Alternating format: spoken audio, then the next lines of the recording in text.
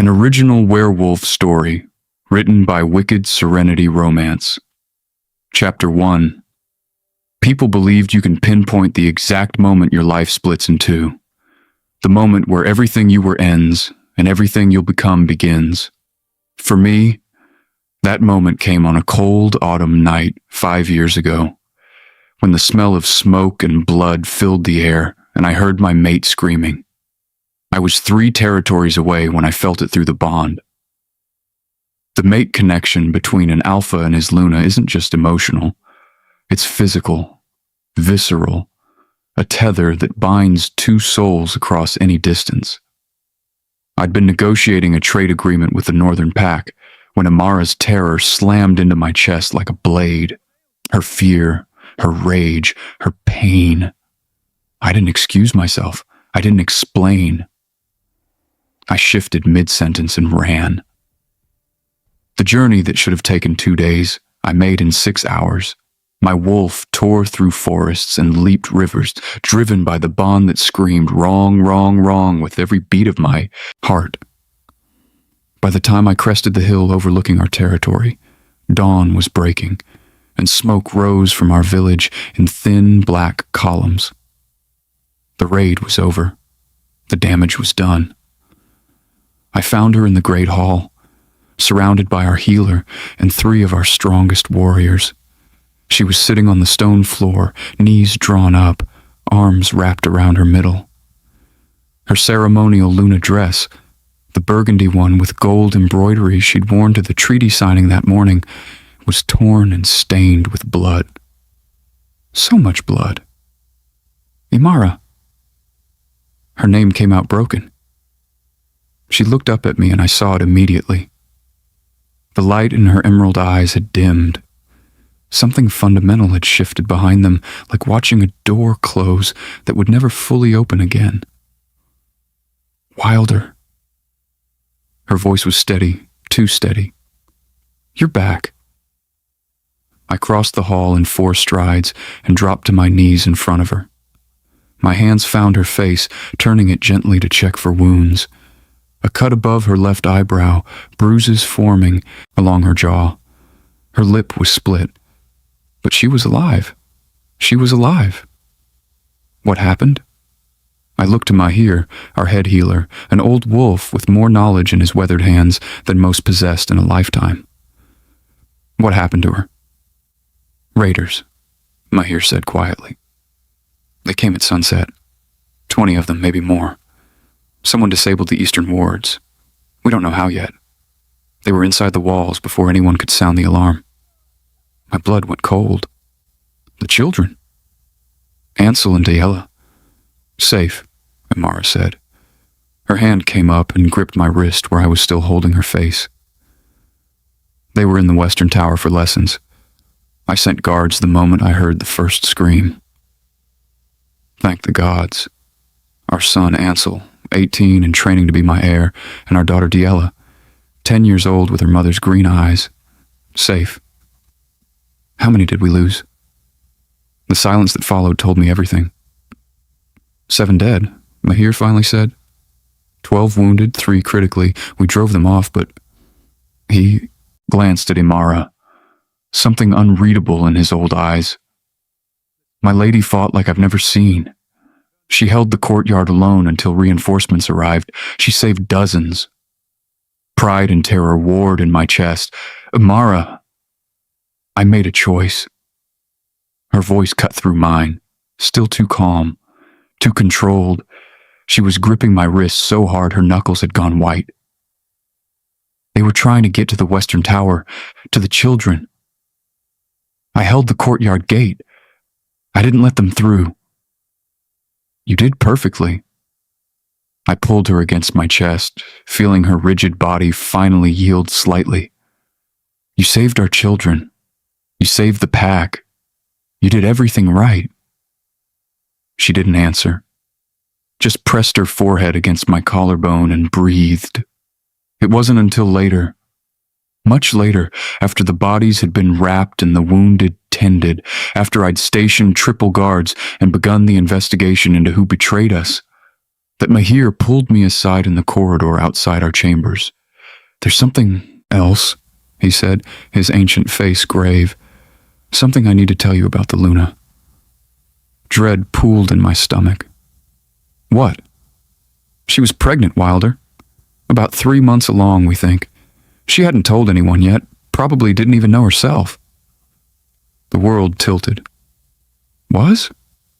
His expression was answer enough. "During the fight," he said gently, "she took a blade to the stomach. Kept fighting anyway. Didn't even realize how bad it was until after. By the time we got her to stop moving, checked her properly." He shook his head. "I'm sorry. There was nothing we could do. The baby was already gone. I couldn't breathe. Couldn't think. A child. We'd lost a child I didn't even know existed." "Does she know?" My voice came from somewhere far away. "I told her an hour ago, right before you arrived." I looked at the closed door to our chambers, where Imara had insisted on bathing alone, washing the blood off herself without help. Behind that door was my mate, my fierce, beautiful Luna, who had just lost a child while saving our pack, who had fought through a mortal wound to protect our other children, who was sitting in there right now, alone with a grief I couldn't imagine. "Thank you, Mahir." I gripped his shoulder. "For everything you did tonight." He nodded and left me standing in that corridor, staring at the door, trying to find the right words that didn't exist. When I finally entered our chambers, I found her standing at the window, still in her blood-stained dress, looking out over the damaged courtyard below. The morning sun made her dark hair shine like mahogany, caught the silver circlet still somehow perfect on her head. She looked like a queen surveying her kingdom. She looked completely alone. "Imara," I said softly. I felt it. Her voice was distant, dreamy almost. "During the fight, something tore inside me, and I knew something was wrong, but I couldn't stop. They were coming for our children, Wilder. They were coming for Ansel and Diella, and I couldn't let them through. So I didn't stop." "You made the right choice." I crossed to her, wrapped my arms around her from behind, pressed my lips to her temple. "You saved our children. You saved dozens of pack members. You did everything right." "Did I?" She tilted her head back against my shoulder, and I felt wetness on her cheeks. Finally tears. "Then why does it feel like I murdered our baby with my own hands?" "Don't." The word came out harsh. I turned her around, made her look at me. "Don't you dare blame yourself for this. Those raiders killed our child. The person who betrayed us and dropped our wards killed our child. Not you, never you." "I chose," she whispered. "Ansel and Diella, or the baby I didn't know I was carrying. I chose. You protected our children. Any mother would have done the same." "Would they?" Her green eyes searched mine, desperate for absolution I could give, but she couldn't accept. "Or would a good mother have found a way to save all? 3? There was no answer to that. Nothing I could say that would ease the terrible logic of trauma, the way grief twists everything into guilt. So I just held her. We stood at that window as the sun rose higher, as the pack began the work of burying the dead and repairing the damage, as our 2 remaining children slept safely in their rooms, unaware that they'd had a sibling they would never meet. I felt it through the bond when something in Imara broke. Not dramatically, not with sobs or screams, just a quiet crack like ice giving way under too much weight, a fissure in the foundation of who she was. I told myself it would heal, that we would heal together, that time and love and the bond between us would be enough. I was wrong. 2 days after the raid, after we'd buried our 7 dead in the pack cemetery, after I'd doubled patrols and begun interrogating everyone about the wards, I found Imara in our chambers with a bottle of mead. I couldn't sleep, she said, seeing my face. It helps. It was the first drink. 1 week after the raid, I found her in the library, betting with Mahir's apprentice over card games. Just copper coins, she said. Just something to pass the time, to keep her mind busy, to stop seeing the blood every time she closed her eyes. It helps, she said again. It was the first bet. I should have seen it then. Should have recognized the signs. But I was drowning in my own grief for the child I'd never hold, my own rage at whoever had betrayed us, my own fear that the raiders would return. I was trying to hold a fractured pack together, to be strong for our children who kept asking why Mama was so quiet now, to find the traitor in our midst. I let her grieve the way she needed to grieve. That was my first mistake. 3 months after the raid, Imara had stopped coming to pack meetings. She said the crowded hall made her anxious, reminded her of that night. So I covered for her. Told the pack she was recovering, working on new strategies, handling things behind the scenes. I lied for her. 6 months after the raid, Ansel came to me with concerns. Father, I'm worried about Mother. She's different. She went through something terrible, I told my son, this young man who was trying so hard to understand. She just needs time. I dismissed his worry, told him to give her space. 1 year after the raid, Diella stopped eating properly. She'd gone from a vibrant 10-year-old to a shadow who barely spoke, who picked at her food, who watched her mother with enormous, frightened eyes. She's just adjusting, I told myself. Children are resilient. I ignored the warning signs. 2 years after the raid, I stood in our bedchamber and watched Imara sleep off a night of drinking, her silver Luna circlet lying crooked on the dresser where she'd thrown it, her beautiful burgundy dress stained with wine instead of blood this time. The bond between us still hummed, but it felt different now, strained, like a rope pulled too tight for too long. I should have gotten her help then. Should have staged an intervention, sought out healing from the elders, done something, anything, other than make excuses and hope it would get better on its own. But I loved her. God's help me. I loved her more than my own life, and I believed that love would be enough to save her. I was wrong about that too. Because standing in that doorway, watching my mate sleep off another night of trying to drown her grief, I didn't know that addiction was a patient predator and it had just begun to feed. All I knew was that my mate was slipping away from me, one drink and one bed at a time, and I didn't know how to pull her back. So I did what I'd been doing for 2 years.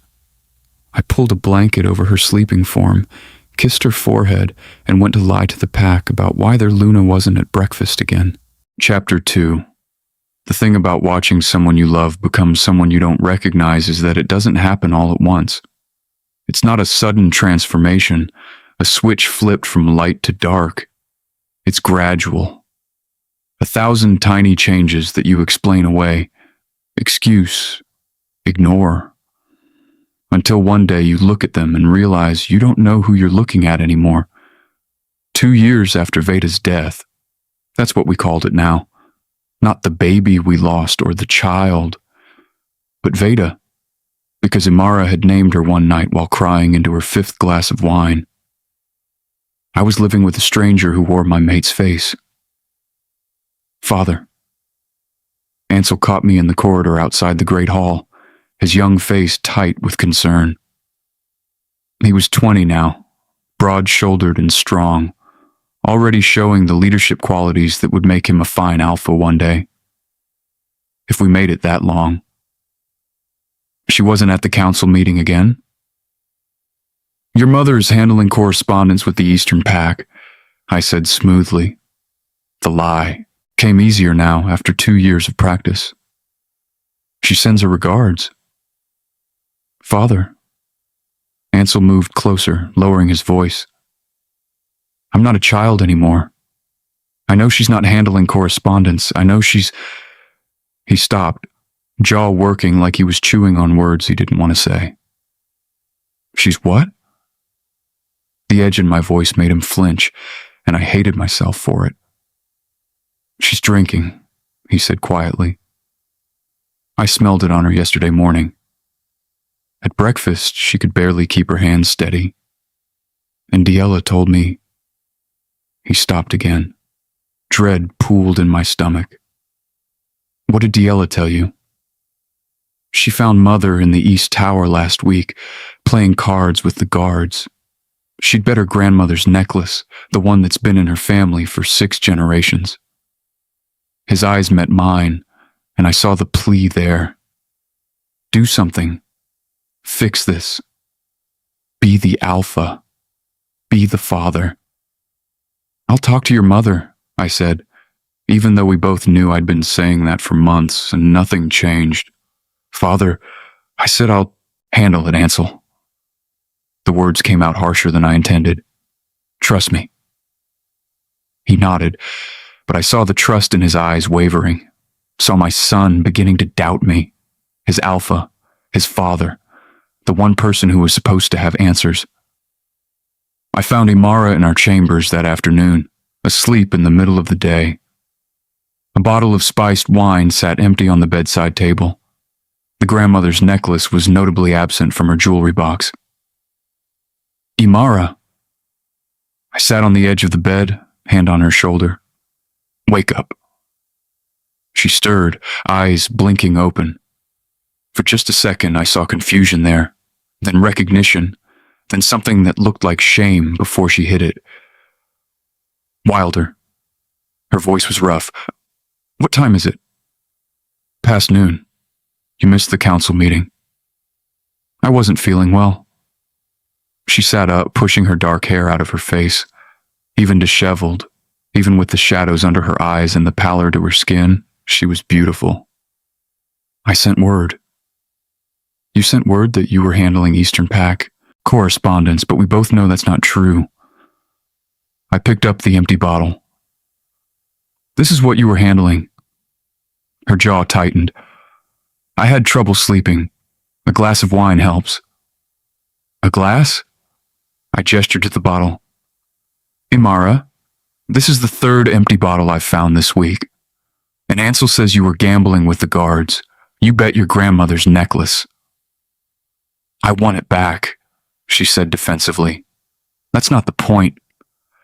Then what is the point, Wilder? She stood, wrapping her robe tighter around herself. That I'm not allowed to relax, that I'm not allowed to have a drink in my own chambers, that I can't play a friendly game of cards. It's not friendly when you're betting family heirlooms. It's not relaxing when you can't make it through breakfast without your hands shaking. I stood too, reached for her. Talk to me. Please, let me help you. She pulled away from my touch.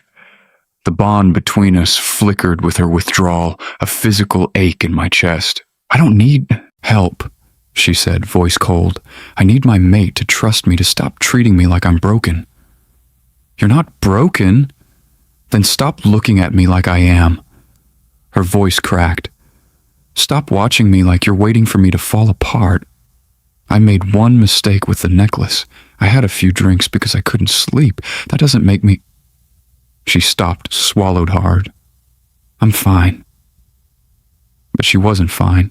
We both knew it. The lie hung in the air between us, heavy and obvious. Okay, I said quietly, even though it wasn't okay. Even though everything in me screamed to push harder, to make her see, to force her to get help. Okay. She nodded stiffly and turned away, dismissing me. I left our chambers and found myself walking to the children's wing without conscious decision.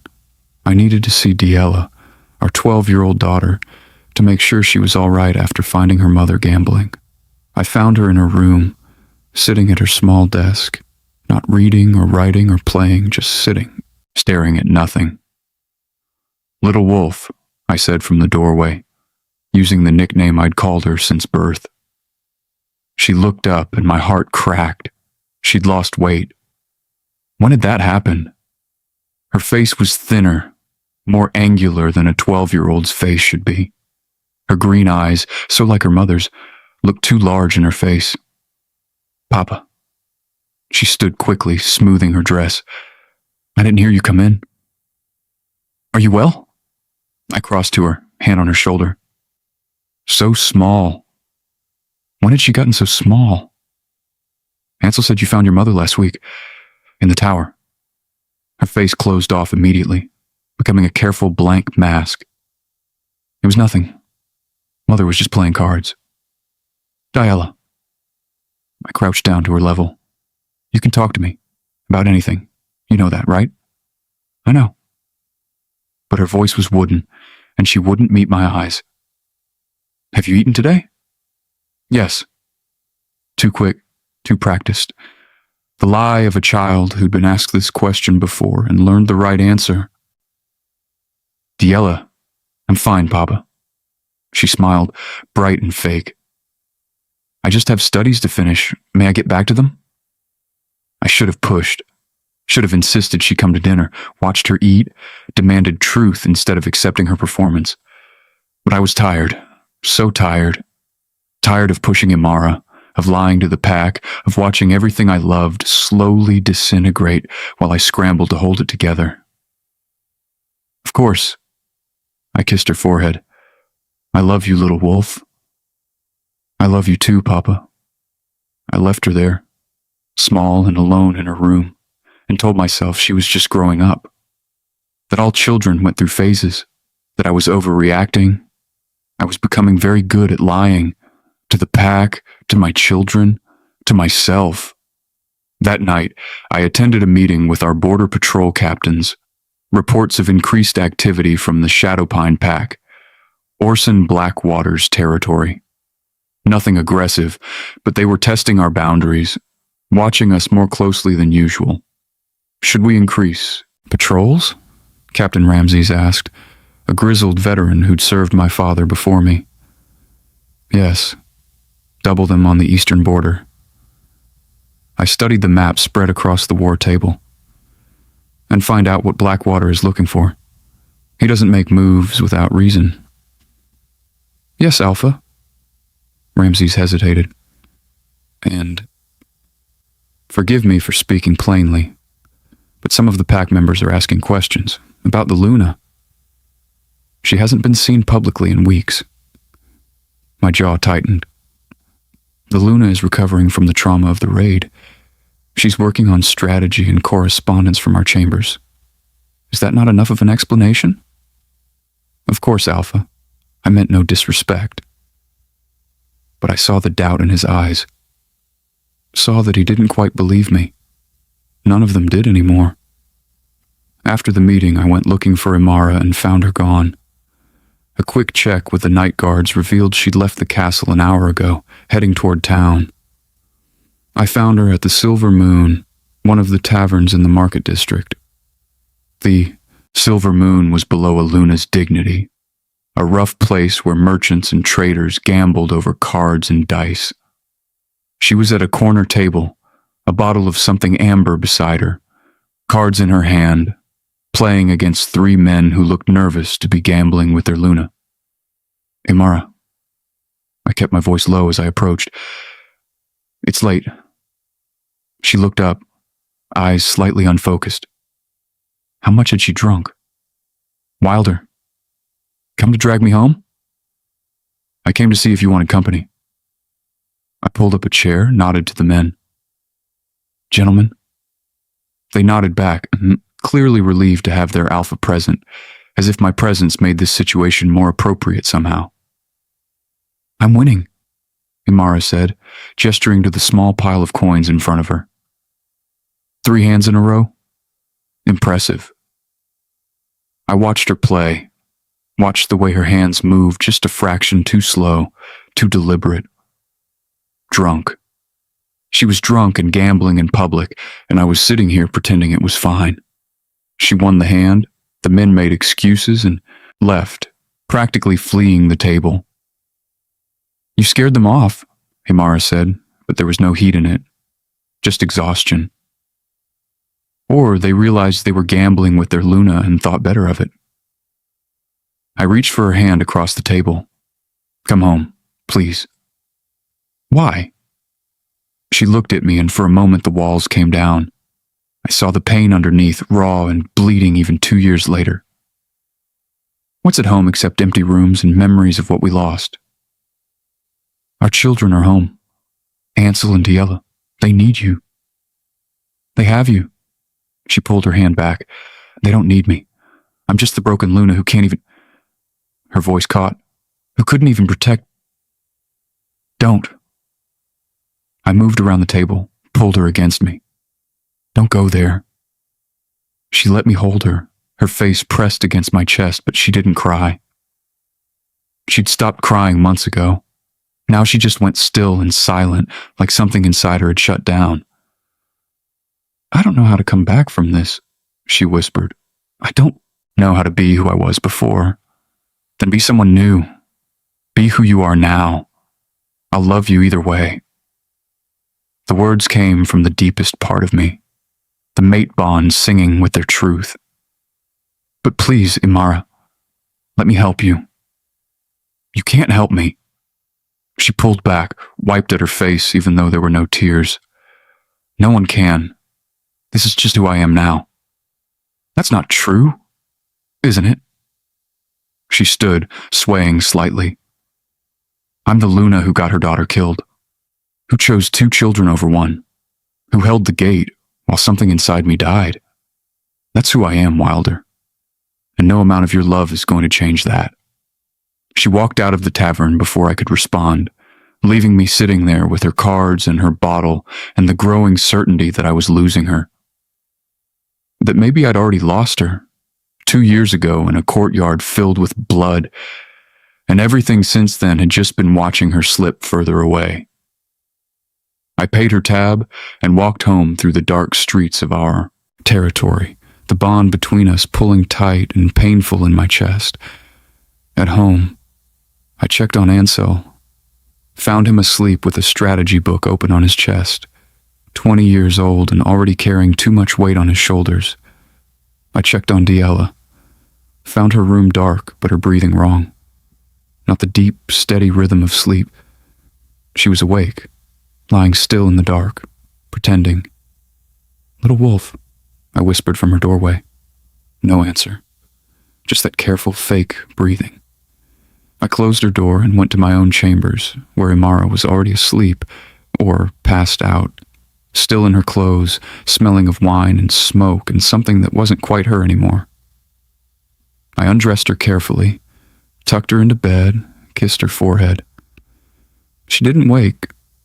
I lay beside her in the dark, feeling the bond between us, counting her heartbeats to make sure she was still alive. And I promised myself, tomorrow I'd get her help. Tomorrow I'd stop making excuses. Tomorrow I'd be the alpha, the mate, the father I needed to be. But tomorrow came, and she smiled at me over breakfast, sober and beautiful, wearing her circlet perfectly, kissing my cheek and asking about my day. And I told myself maybe yesterday was just a bad day. Maybe she was getting better on her own. Maybe I was overreacting. Maybe. The lies we tell ourselves are the most dangerous kind. Chapter 3. 3 more years passed like water through my fingers, too fast and not fast enough, each day bleeding into the next in a haze of crisis management and careful lies.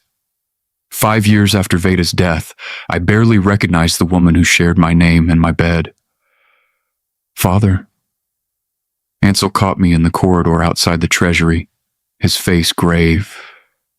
He was 25 now, tall and strong, every inch the heir to my position. But his eyes carried shadows no 25-year-old should bear. "We need to talk, privately." My stomach clenched. Nothing good ever started with, "We need to talk." I followed him to my private study and closed the door. "What is it?" He pulled a leather ledger from inside his coat and set it on my desk with a heavy thud. The pack's accounts are wrong. Wrong how? Missing funds. 3 substantial withdrawals in the past 2 months alone. Signed with Mother's seal. He opened the ledger, pointed to the entries. His hand shook slightly, barely visible. My son was afraid. 1,500 gold crowns, gone. The number hit me hard. 1,500 crowns could feed the pack for half a year, could repair our entire eastern wall, could... Where did it go? My voice came out flat, emotionless. The voice of an alpha, not a mate, slowly dying inside. I don't know. I've been trying to trace it, but... Ansel met my eyes and I saw the question there. The one he didn't want to ask. Father, how long have you known? Known what? Don't. The word cracked like a whip. Don't do that. Don't treat me like I'm still a child who needs protecting from the truth. How long have you known Mother has a problem? The silence stretched between us, heavy with 5 years of denial. 2 years after Veda, I finally said, when it started getting worse. That was 3 years ago. Ansel's voice rose. 3 years, and you said nothing? Did nothing? I tried. You enabled her. He was shouting now, my calm diplomatic son shouting at his alpha. You lied. For her. You covered for her. You let her destroy herself, and now she's destroying the pack, and you're still making excuses. Watch your tone. No. He slammed his hand on the desk. I'm done watching my tone. I'm done pretending everything is fine when our Luna is drunk more often than sober. When she disappears for days at a time. When pack funds vanish into whatever gambling den or tavern she's found this week. I'm done, Father. Someone has to say it, and if you won't, then I will. The words hung in the air between us, impossible to take back. Your mother, I said carefully, is struggling with grief. Veda died 5 years ago. Ansel's voice broke. 5 years, Father.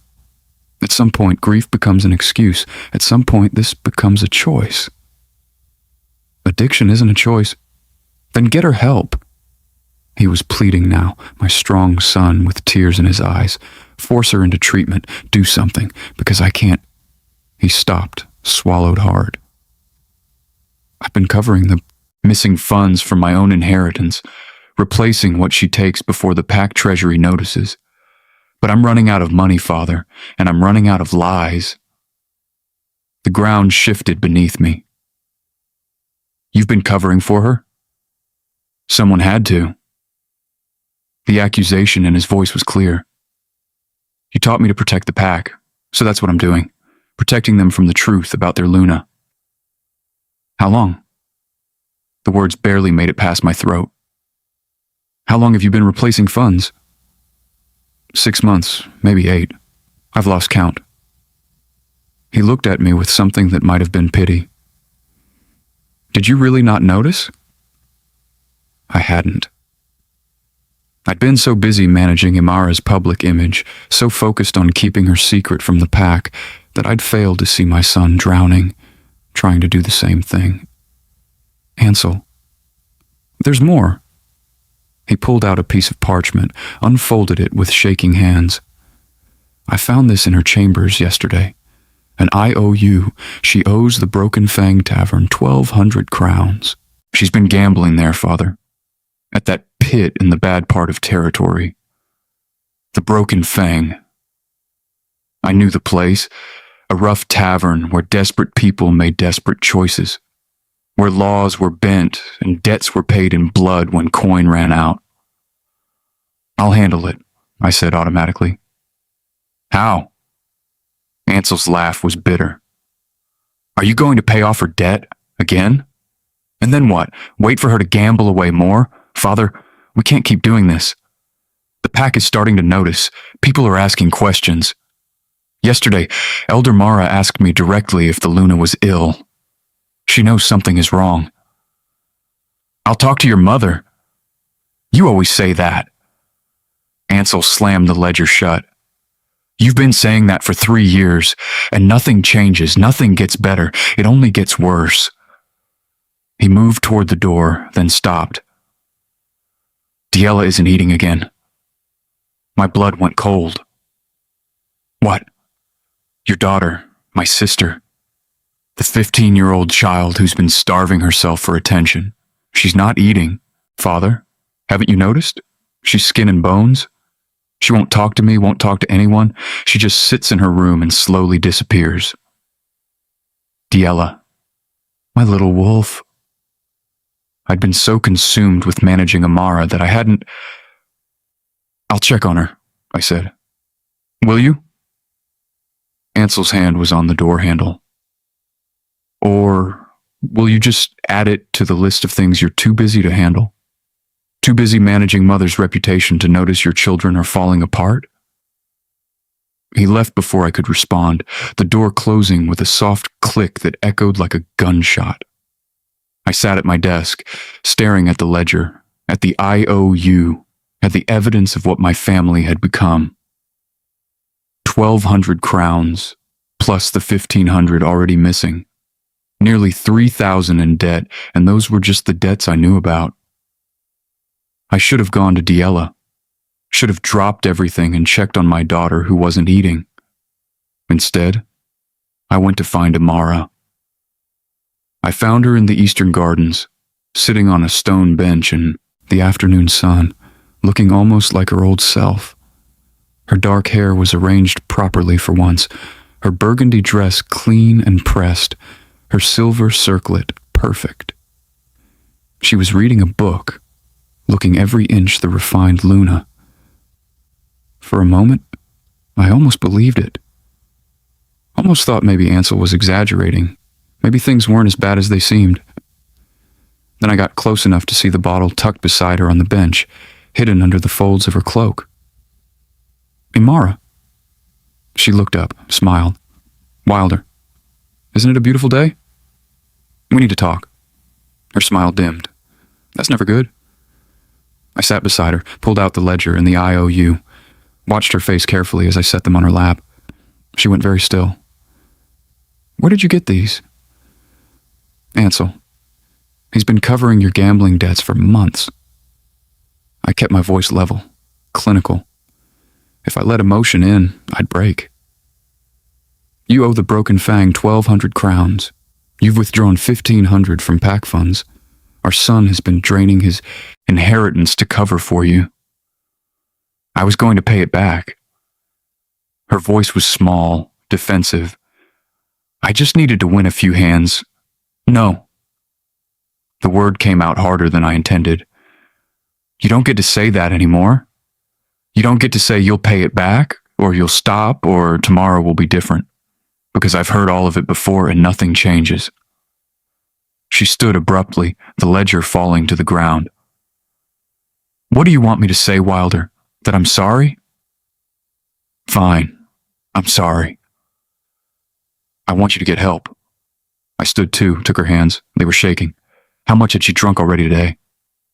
Real help, not just promises. I want you to see a healer who specializes in this. In what? She pulled her hands away. In what, exactly? You still won't even say it. In addiction, I said, and watched her flinch like I'd struck her.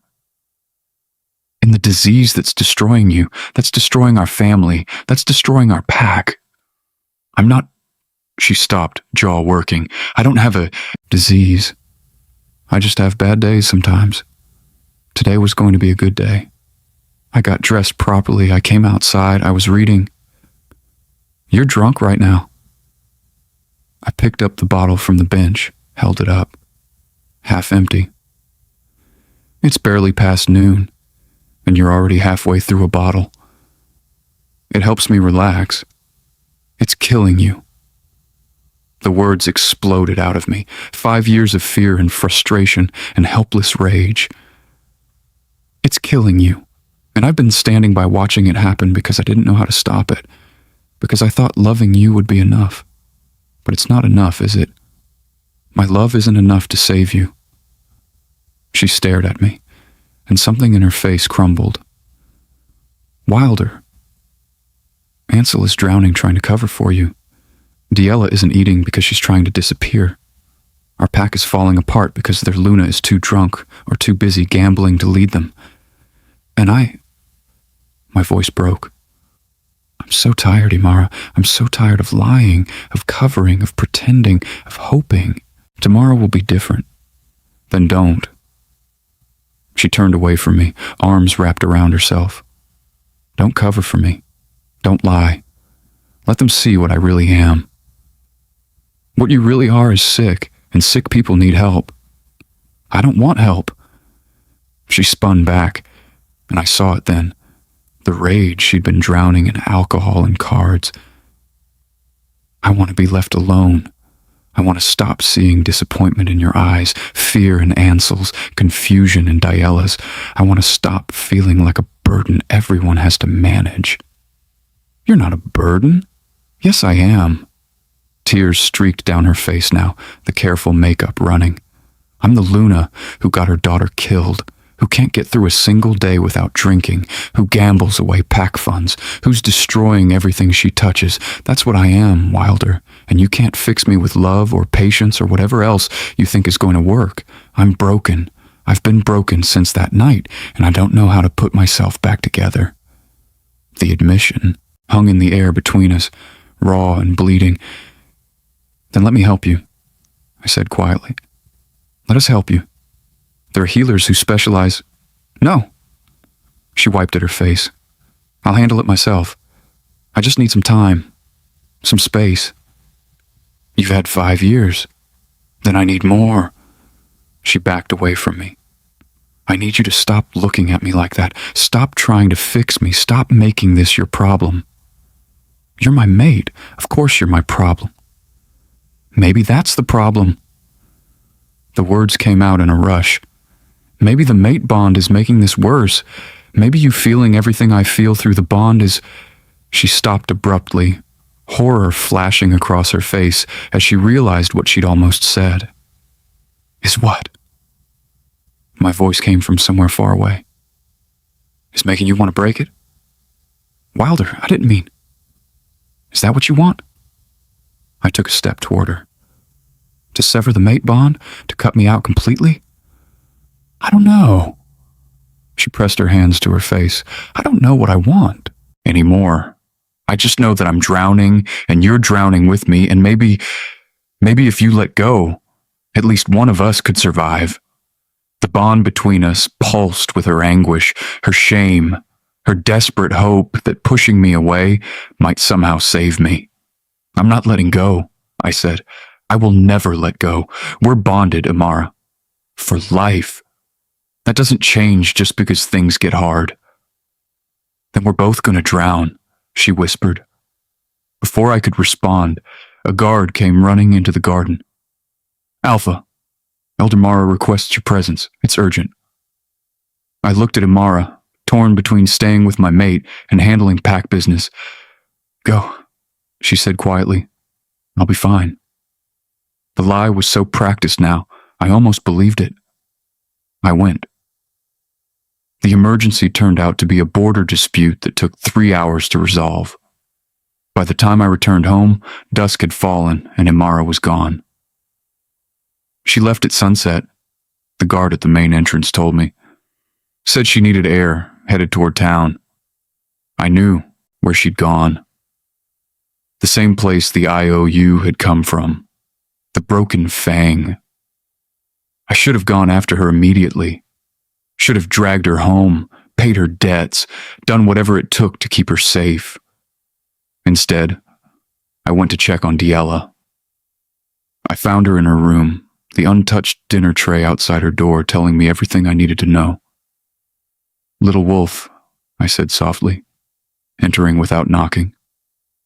She sat at her window, wrapped in a blanket, staring out at nothing. The blanket swallowed her small frame. Her face was gaunt, eyes too large, cheekbones too sharp. Papa. She didn't look at me. I sat beside her on the window seat, putting my arm around shoulders that felt fragile as bird bones.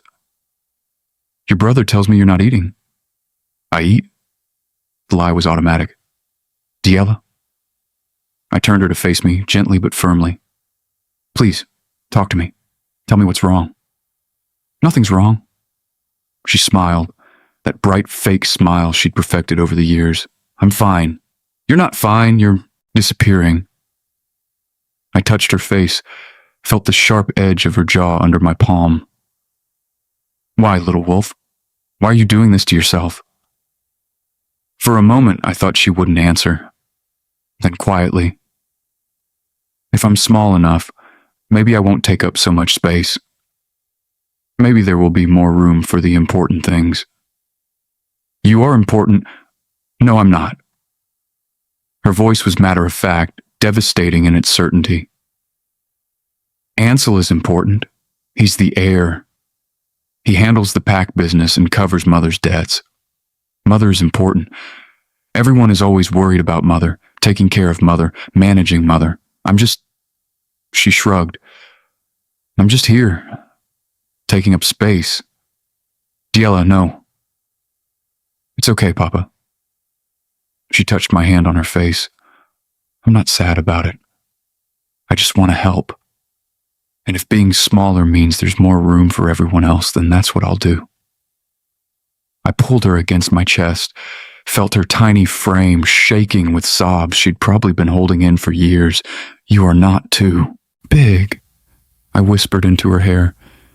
You are not taking up too much space.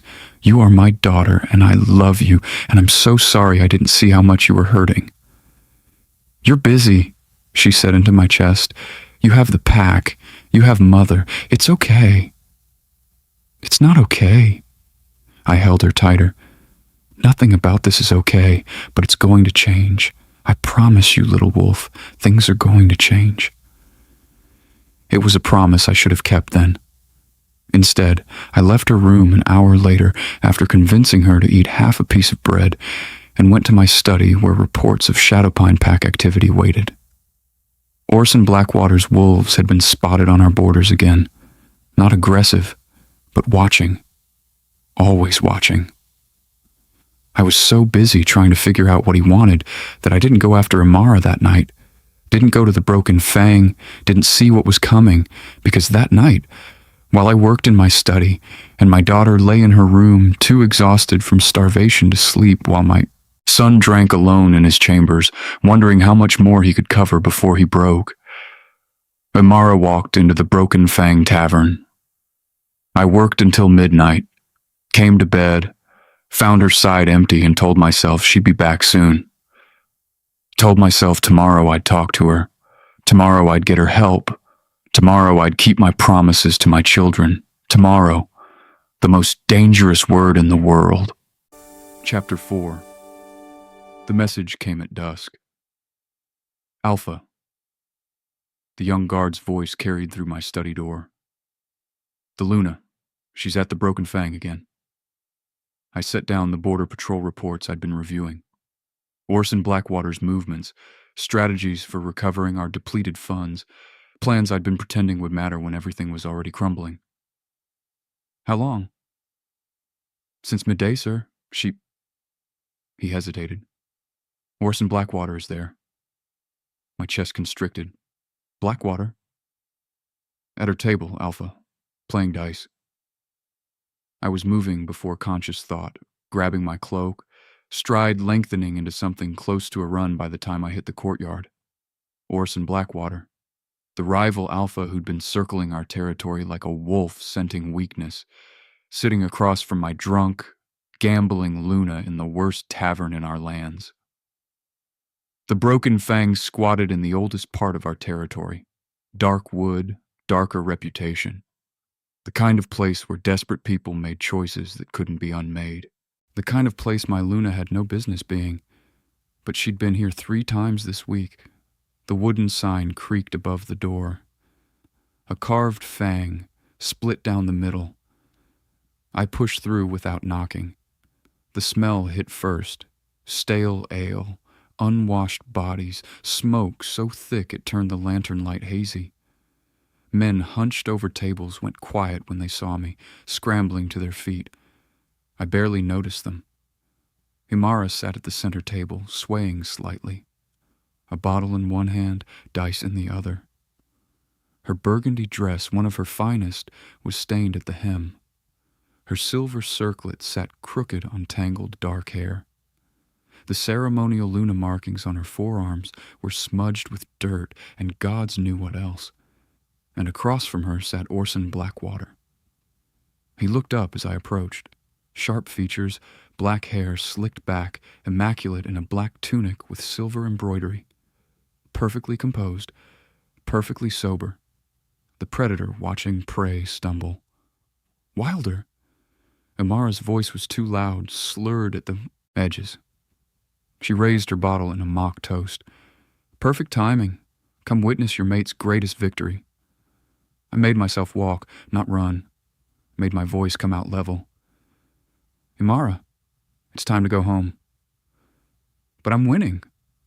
She gestured at the small pile of coins in front of her. 3, maybe 4 silver pieces. 3 hands in a row. Tell him, Orson. Orson's dark eyes met mine. Something moved behind them. Not cruelty, not triumph. Pity. That look sent ice through my veins. What did you bet? I kept my voice low, aware of the eyes watching, the ears listening. Pack business conducted in a tavern became everyone's business by sunrise. Nothing important. She waved her hand vaguely, nearly dropped the bottle. Imara. I stepped closer. What did you bet? Her chin lifted, that familiar defiance flashing through the alcohol fog. For half a second, I saw the woman I'd married. Fierce, unbreakable. Then her eyes went glassy again, and whoever that woman had been disappeared back into the bottle. Orson was interested in the Northern Territory, she said. The disputed border section. I said if I won, he'd acknowledge our claim. If he won, she shrugged.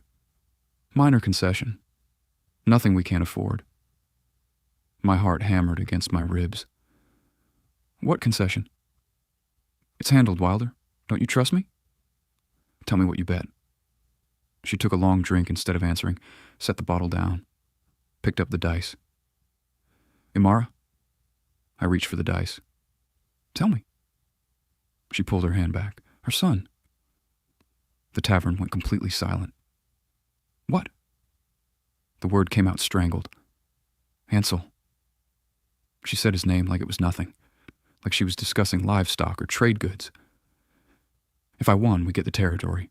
If I lost, Ansel joins Shadowpine Pack, becomes Orson's heir instead of ours.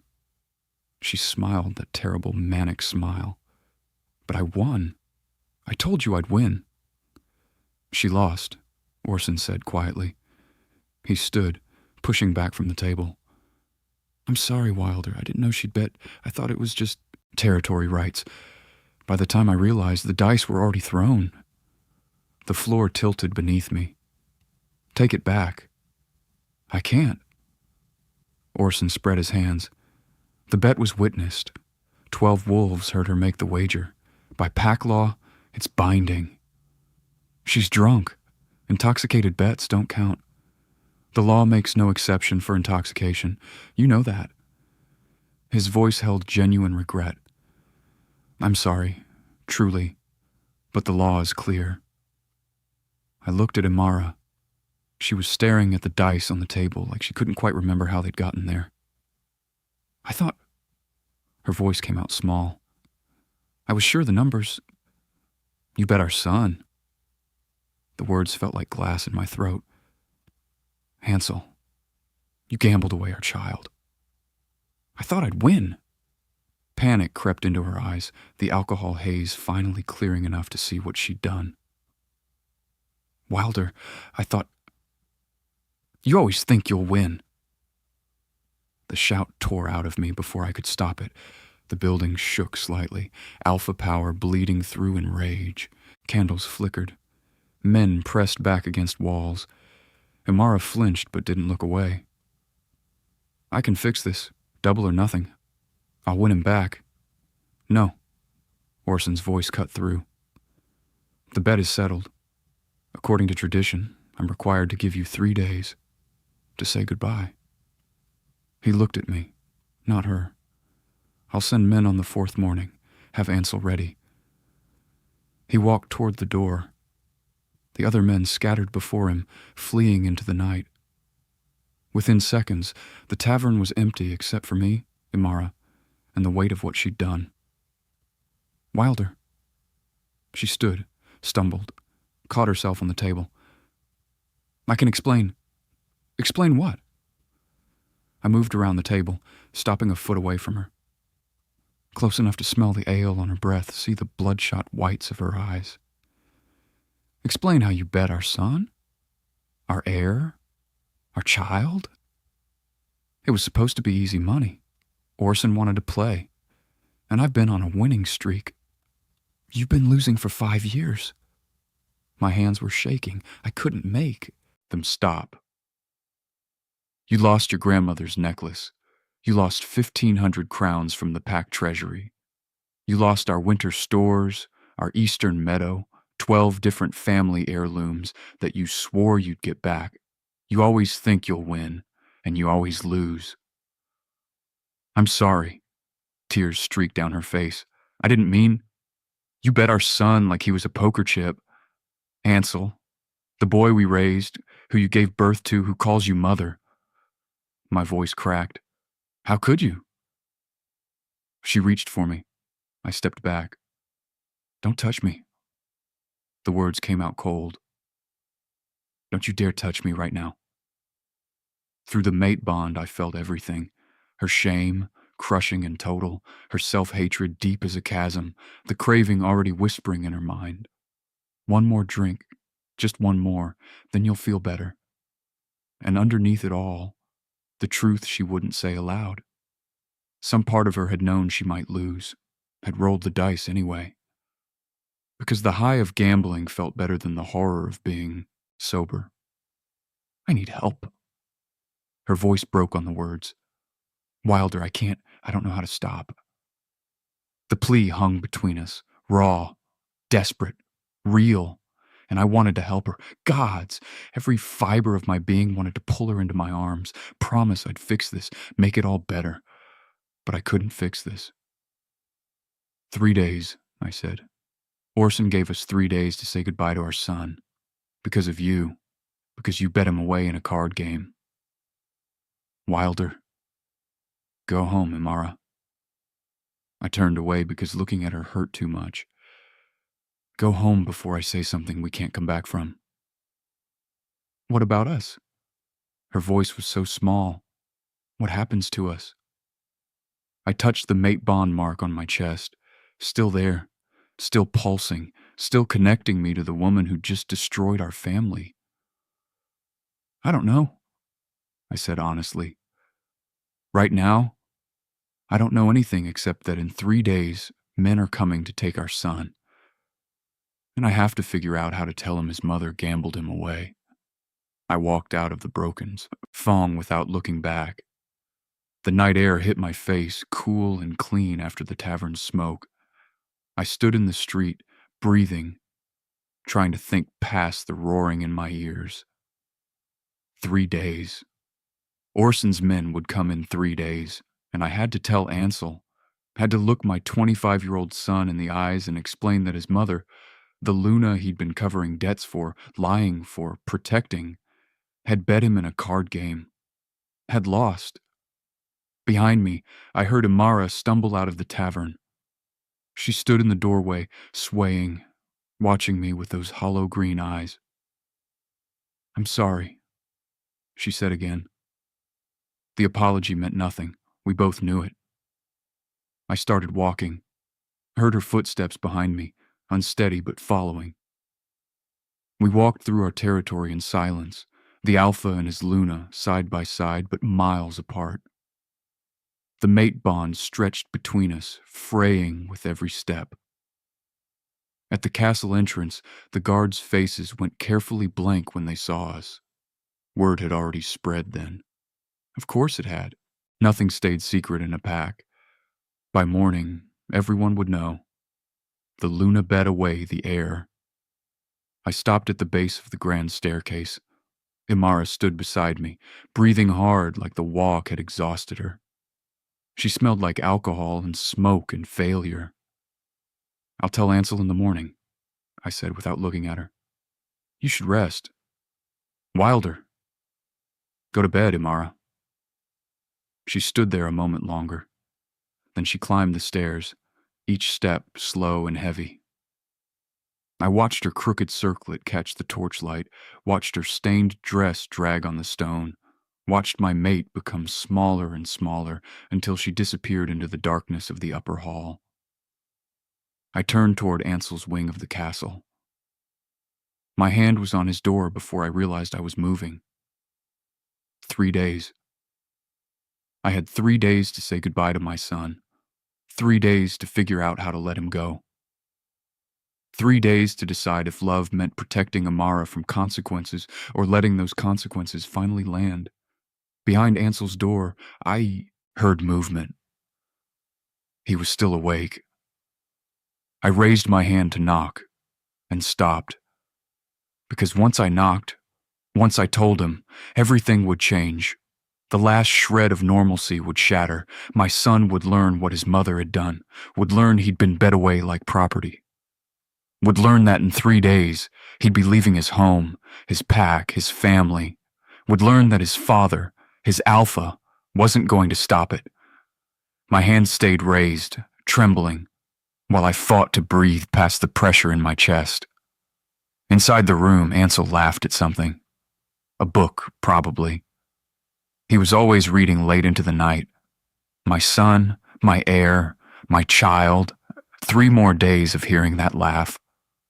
I lowered my hand, turned away from the door, walked to my chambers where Imara already lay, passed out across the bed, still in her stained dress, smelling of the tavern and choices that couldn't be unmade. I stood in the doorway, looking at her.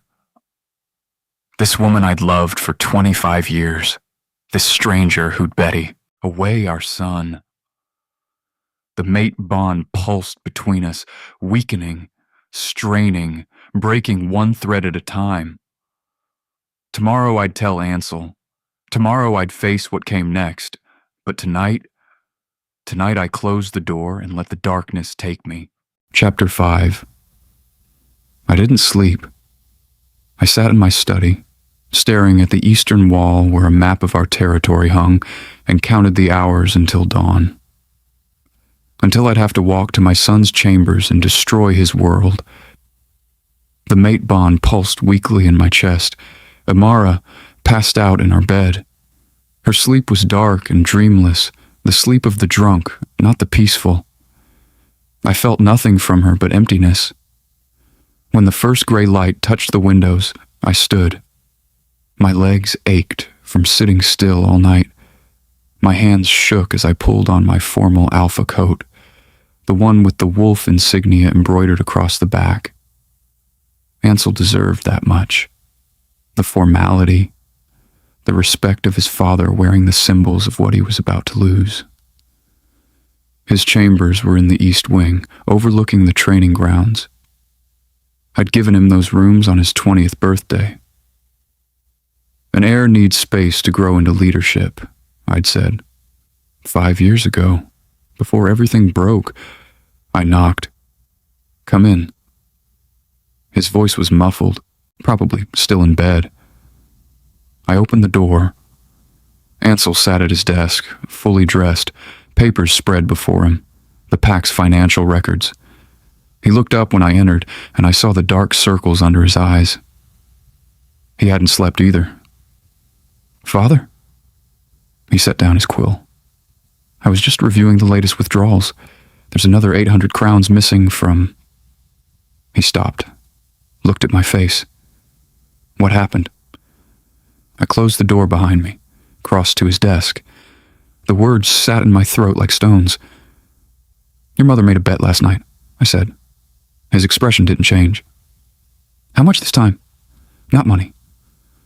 I pulled out the chair across from him, sat down, eye level. "Ansel, she bet you." Silence. He stared at me, blinked once, twice, At the Broken Fang. She was gambling with Orson Blackwater. She wagered that if she won, we'd get territorial rights to the northern border. If she lost, I stopped. Made myself say it. If she lost, you'd join Shadowpine Pack, become his heir instead of ours. More silence. Ansel's face had gone completely blank. She lost. I finished. He laughed. Actually laughed, short and sharp, like something breaking. Of course she did. He stood abruptly, chair scraping across stone. Of course she fucking lost. Ansel, how much time? He walked to the window, hands braced on the sill. His shoulders were rigid. How long until they come for me? 3 days. Orson gave us 3 days. How generous.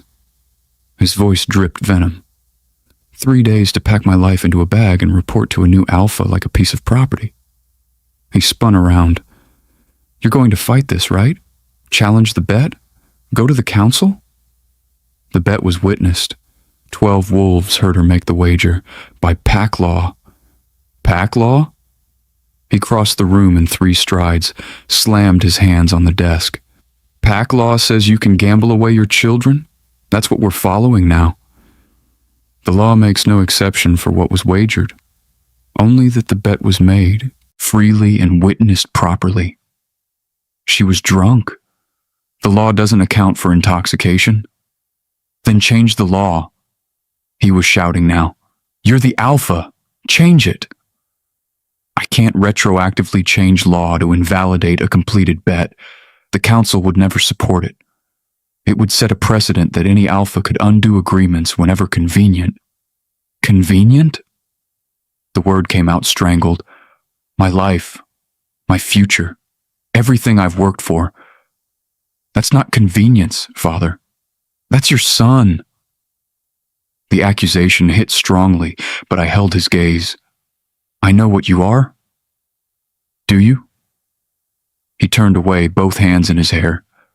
Because from where I'm standing, it looks like you're choosing pack law over your own child. Again. What's that supposed to mean? You chose the pack over stopping Mother 5 years ago. He whirled back around. You knew. You knew 2 years after Veda died that something was wrong. You've known for 3 years that she's been destroying herself, destroying us, and you did nothing because you didn't want the pack to see weakness. Didn't want them to know their Luna was broken. So you covered, you lied, you enabled, and now, his voice cracked, now, I'm the price you pay for protecting her reputation. Each word landed like a knife because he was right. About all of it. I was trying to help her. You were trying to hide her. Tears streaked down his face now, angry and hot. There's a difference, Father. Helping means getting someone treatment. Hiding means lying to everyone, including yourself, and hoping the problem goes away. I made mistakes. Your mistakes cost me my life. He pointed at the window toward Shadowpine territory in the distance. I have 3 days. 3 days to say goodbye to everything I've ever known. My home, my pack, my sister, my future as Alpha. His voice dropped to a whisper. 3 days because Mother bet me like I was worth less than territorial rights. And you're going to let it happen. Ansel, get out. Son, get out. He turned his back to me, shoulders shaking. Please, just go. I stood, wanted to cross to him, put my hand on his shoulder, promise everything would be all right. But I couldn't promise that. Nothing was all right. Nothing would ever be all right again. I left his chambers and closed the door softly behind me. In the hallway, I leaned against the wall and tried to remember how to breathe. One down. Now I had to tell Diella. I found her in the library, curled in the window seat with a book she wasn't reading. Little Wolf. She looked up, saw my face, closed her book slowly. Something's wrong. I sat beside her on the window seat. She felt fragile next to me. like holding her too tight would break something. Your mother made a mistake last night, I started. Is she hurt? Immediate concern. Even now, even after everything, Diella's first thought was for her mother. No, she's not hurt, but... I took her small hand in mine. She was gambling at the Broken Fang. She made a bet she shouldn't have. Diella's expression didn't change. She'd heard this before. Too many times before. She bet Ansel, I said quietly. She lost. In 3 days he has to leave. He's going to Shadowpine Pack. The book slipped from her lap and hit the floor with a dull thud. What? Her voice was tiny. Ansel's leaving? Yes. Because of Mother? Yes. She pulled her hand from mine, wrapped both arms around her knees, making herself smaller. Always smaller. Diella. It's okay. Her voice was flat, careful. 3 days, that's not very long. No, it's not. Will I get to say goodbye? The question broke something in my chest. Of course, as much time as you want with him. She nodded, didn't cry, didn't scream, just nodded and stared out the window at nothing. Are you all right? A stupid question. Of course she wasn't all right. I'm fine, Papa. That bright fake smile, the one she'd perfected over the years. May I be alone now? Diella, please. I left her there, small and alone in the window seat, and walked through the castle feeling like every step took me farther from something I'd never get back. The 3 days passed like a fever dream. Day 1, Ansel didn't leave his chambers. I heard him inside, moving around, but he didn't answer when I knocked. By evening, Diella was sitting outside his door with a tray of food he wouldn't eat. He has to eat something, she said when she saw me. Leave it. He'll eat when he's ready. He's not ready for any of this. She looked up at me, and for the first time in years, I saw anger in her eyes, real, hot anger. None of us are ready, but it's happening anyway, isn't it? I had no answer. Day 2, I found Imara in Ansel's chambers. They were screaming at each other, voices carrying down the hall. Never meant for this to happen. Her voice desperate and raw. But it did happen. Ansel shouting back. It happened because you couldn't stop, because you never stop, because everything is less important than the next drink, the next bet, the next high. I'm sorry. Sorry doesn't bring me back. Sorry doesn't undo the bet. Sorry is just another empty word from someone who's been saying it for 5 years. I pushed open the door. They both turned. Imara's face was streaked with tears and snot, her hair wild. Ansel stood by his half-packed bags, fists clenched. Out, I said to Imara. Wilder. Out. Now. She fled. I heard her footsteps running down the hall, uneven and stumbling. Ansel turned back to his packing. Don't. His voice was hard. Don't say anything. There's nothing left to say. I left him alone. Found Imara in our chambers, destroying things, throwing bottles against the wall, tearing at her hair, screaming words that didn't make sense. I caught her wrists, held them until she stopped fighting.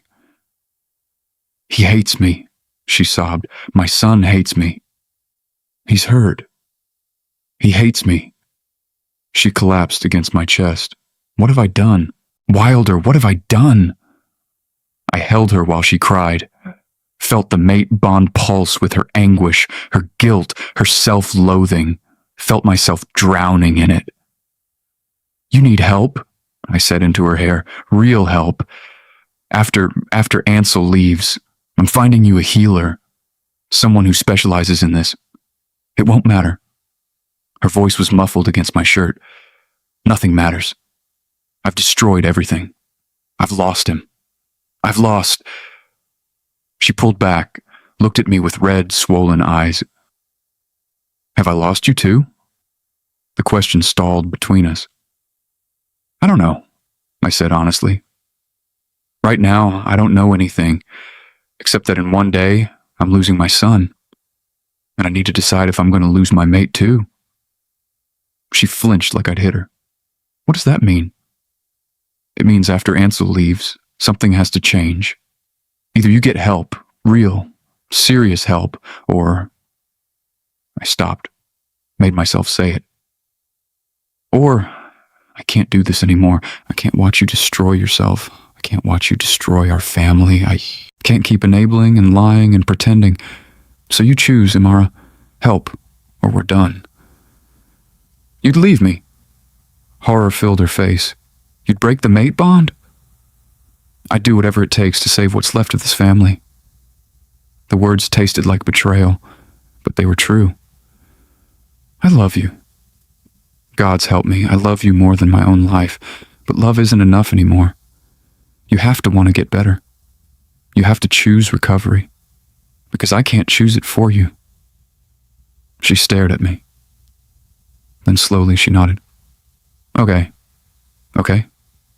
I'll get help. After Ansel leaves, I'll go wherever you want. See whoever you want. Just... Fresh tears spilled over. Just don't leave me. Please. I've lost everything else. Don't leave me too. I pulled her back against my chest and held on. Day 3 arrived. Dawn broke gray and cold. I woke to find Imara already gone from our bed. Found her in Ansel's chambers, sitting on his floor while he finished packing, neither of them speaking, just sitting in silence together. When I entered, Imara looked up. Tell them not to come. I can't. You're the alpha. Tell Orson the bed is void. Tell him, Imara. My voice came out harder than I intended. It's done. She turned back to Ansel. I'm sorry. I know you're tired of hearing it, but I'm so sorry. I didn't think... I know. Ansel's voice was emotionless, flat. You never mean to. You never think. But it happens anyway. If I could take it back... But you can't. He stood, shouldered his pack. So here we are. Diella appeared in the doorway, silent as a ghost. She crossed to Ansel and wrapped her thin arms around his waist, pressed her face against his chest. Don't go, she whispered. I have to, little sister. He bent down, kissed the top of her head. But I'll write.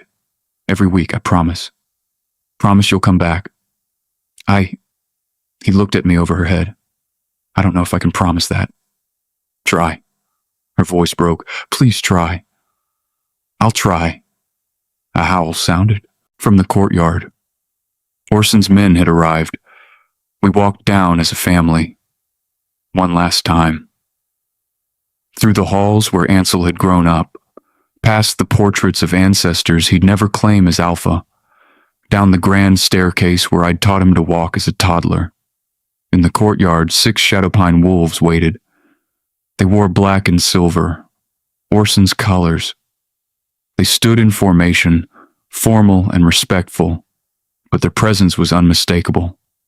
They'd come to collect what was owed. Orson himself stood at the front. When he saw us, he inclined his head. Alpha Wilder, Luna Imara. His eyes moved to Ansel. Ansel Thornwood, are you ready? No. Ansel's voice was steady. But I'm coming anyway. You'll be treated well in Shadowpine, Orson said. You have my word. You'll train as my heir, have rooms in my castle, want for nothing. Except my family. Ansel's jaw tightened. Except my home. Except my future. Orson said nothing. Ansel turned to Diella first, knelt down to her level. Take care of yourself, little sister. Eat, sleep. Don't disappear just because I'm gone. She nodded, tears streaming silently down her face. He stood, faced Imara. For a long moment, they just looked at each other. I don't forgive you, he said quietly. Maybe someday, but not today. She nodded. I know. He turned to me last. I'm sorry, I said, the words inadequate and true. For all of it. For not stopping her sooner. For not protecting you. For failing as your alpha and your father. You didn't fail as my alpha, Ansel said. His eyes were dry now, expression composed. He looked older than 25. You chose pack law over personal feeling. That's what an alpha does. He paused. But as my father, yeah, you failed. The words hit harder than any storm. He walked past me toward the waiting wolves, stopped at the gate, looked back once. Take care of Diella, he called. She's the one who can't defend herself. Then he was gone, through the gate, onto the road, disappearing toward Shadowpine territory with 6 wolves in black and silver. I stood in the courtyard with my mate and my daughter and watched my son become a stranger's heir. Diella was the first to move. She turned and walked back inside without a word. Didn't run. Didn't cry. Just walked away like something inside her had shut down. Imara stood frozen, staring at the gate like Ansel might come back, like this might all be a nightmare she could wake from. He's gone, she whispered. Yes. What have I done? You bet our son? And now he's gone? I turned toward the castle. And tomorrow you're seeing a healer. No arguments, no excuses. You promised. Wilder? You promised, I repeated harder this time. So tomorrow we find you help. Real help. I walked inside, leaving her in the courtyard.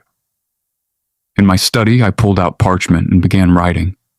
Letters to healers who specialized in addiction, to elders who ran treatment sanctuaries, to anyone who might be able to save what was left of my mate before the disease took her completely. I wrote until my hand cramped and the candles burned low, and I pretended not to hear Imara crying in our empty chambers, calling for a son who wouldn't answer. 3 weeks later, I found Diella unconscious in her room. She'd stopped eating completely. The healers said another day and they might not have been able to save her. I sat beside her bed, held her skeletal hand, and watched her breathe. One child lost to gambling, one child nearly lost to grief, and Imara? She'd missed 2 appointments with the healer, said she'd go tomorrow, always tomorrow. I watched Diella sleep and felt something in me harden. Tomorrow I'd stop asking. Tomorrow I'd start demanding. Tomorrow. The word tasted like hell. A guard knocked on the door frame. Alpha. You're needed. The Luna. He stopped, swallowed hard. She's at the Broken Fang again. And there's word she's playing with someone new. Someone who's been asking about pack defenses. I stood, kissed Diella's forehead. I'll be back. But as I walked through the castle toward the tavern where my mate was gambling away what little we had left, I wondered if there would be anything left to come back to. Chapter 6. The Broken Fang looked the same as it always did. Dark, smoky, full of desperate people making desperate choices. But the man sitting across from Imara wasn't Orson Blackwater this time. I didn't recognize him. He was older, maybe 60, with gray hair pulled back in a warrior's knot. Scars crisscrossed his face, the kind earned in real battles, not tavern brawls. His clothes were plain but well made.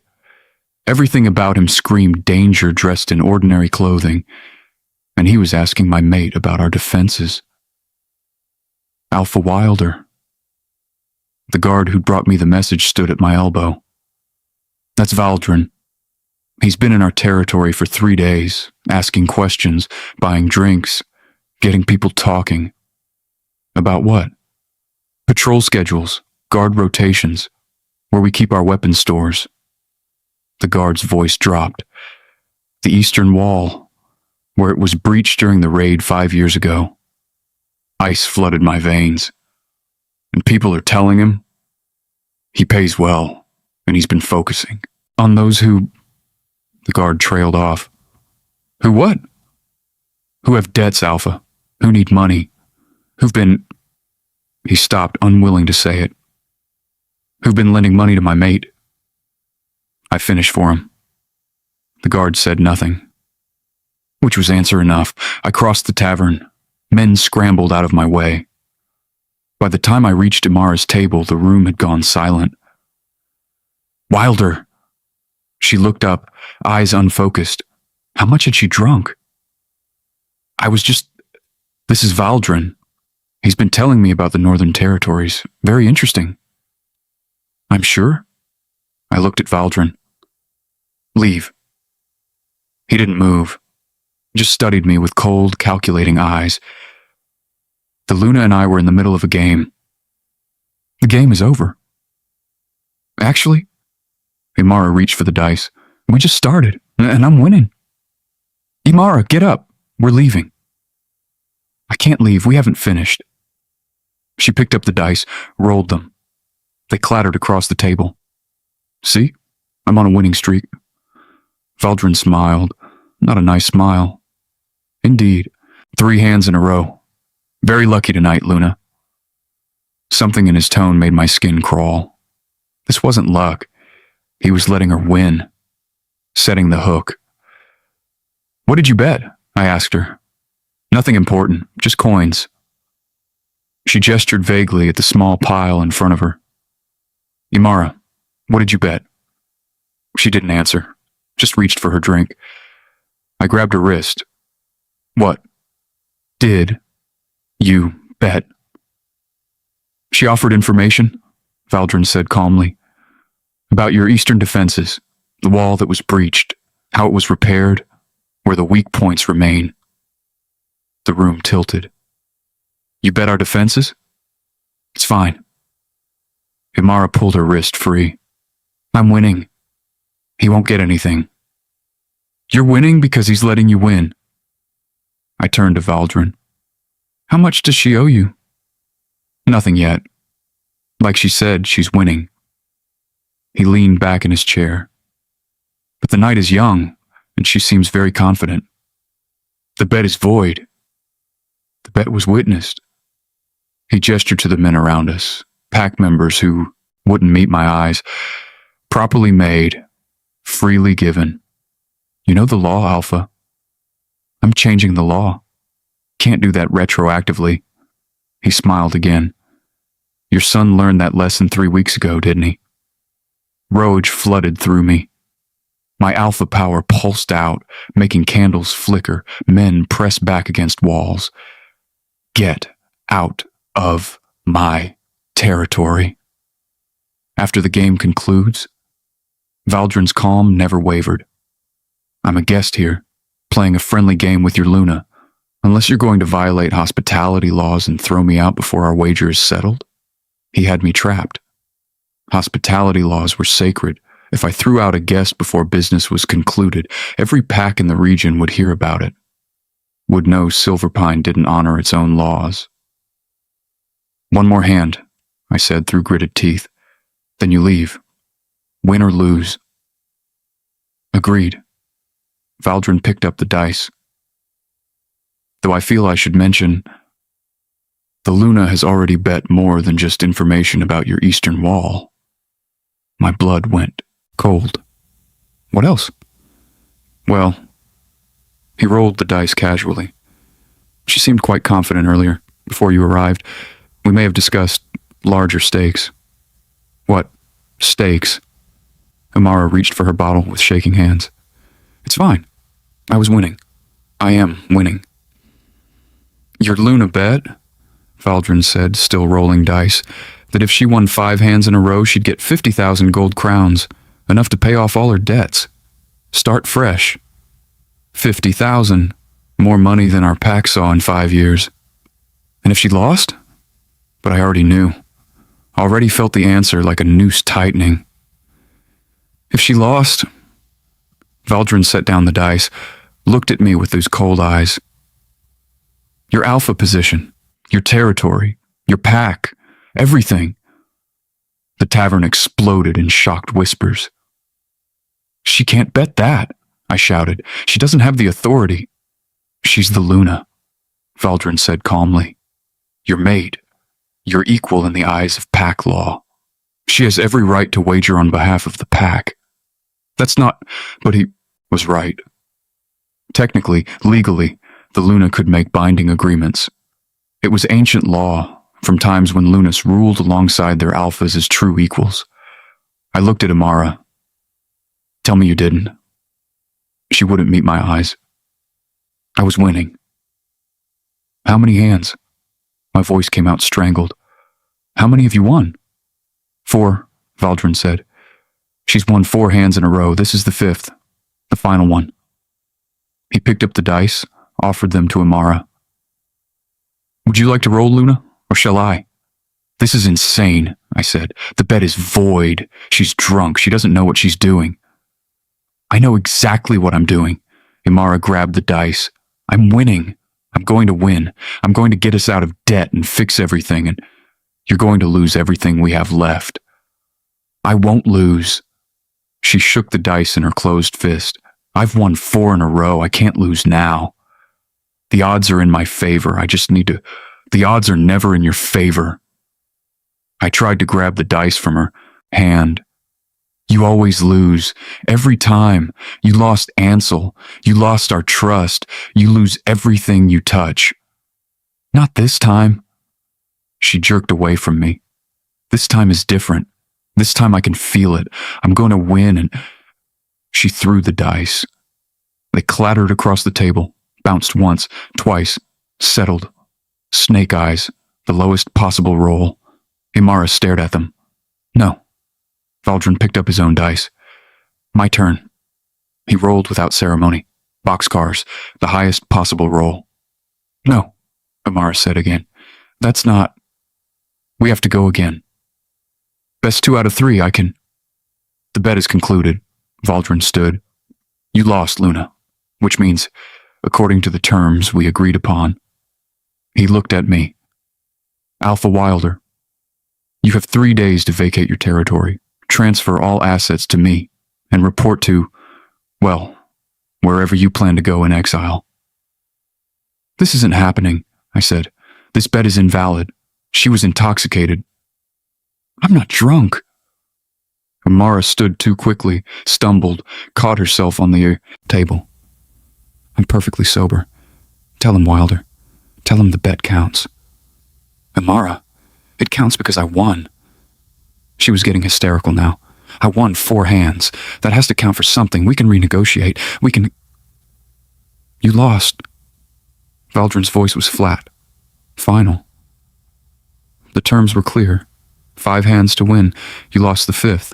Therefore, you lost everything. He walked toward the door, paused. 3 days, Alpha. I'll return then with my people to claim what's mine. He left. The tavern stayed silent. I looked at Imara. She stood there, swaying, staring at the dice on the table like if she looked long enough they might change. I was so close, she whispered. 4 in a row. I was so close to fixing everything. You didn't fix anything. My voice sounded strange in my own ears, distant, like it belonged to someone else. You destroyed the last thing we had. You bet our pack, our home, our lives, and you lost. I didn't mean...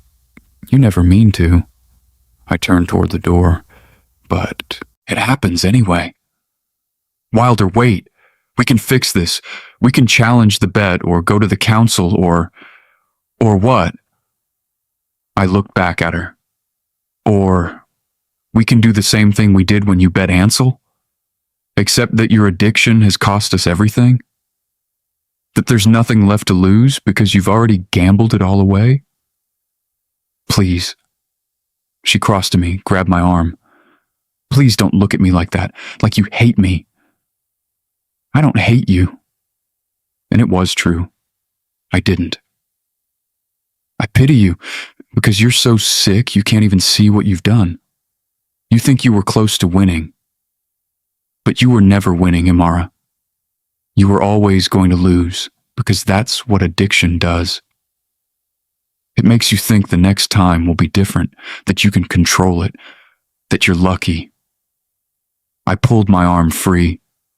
But you're not lucky. You're sick, and your sickness just cost me my throne.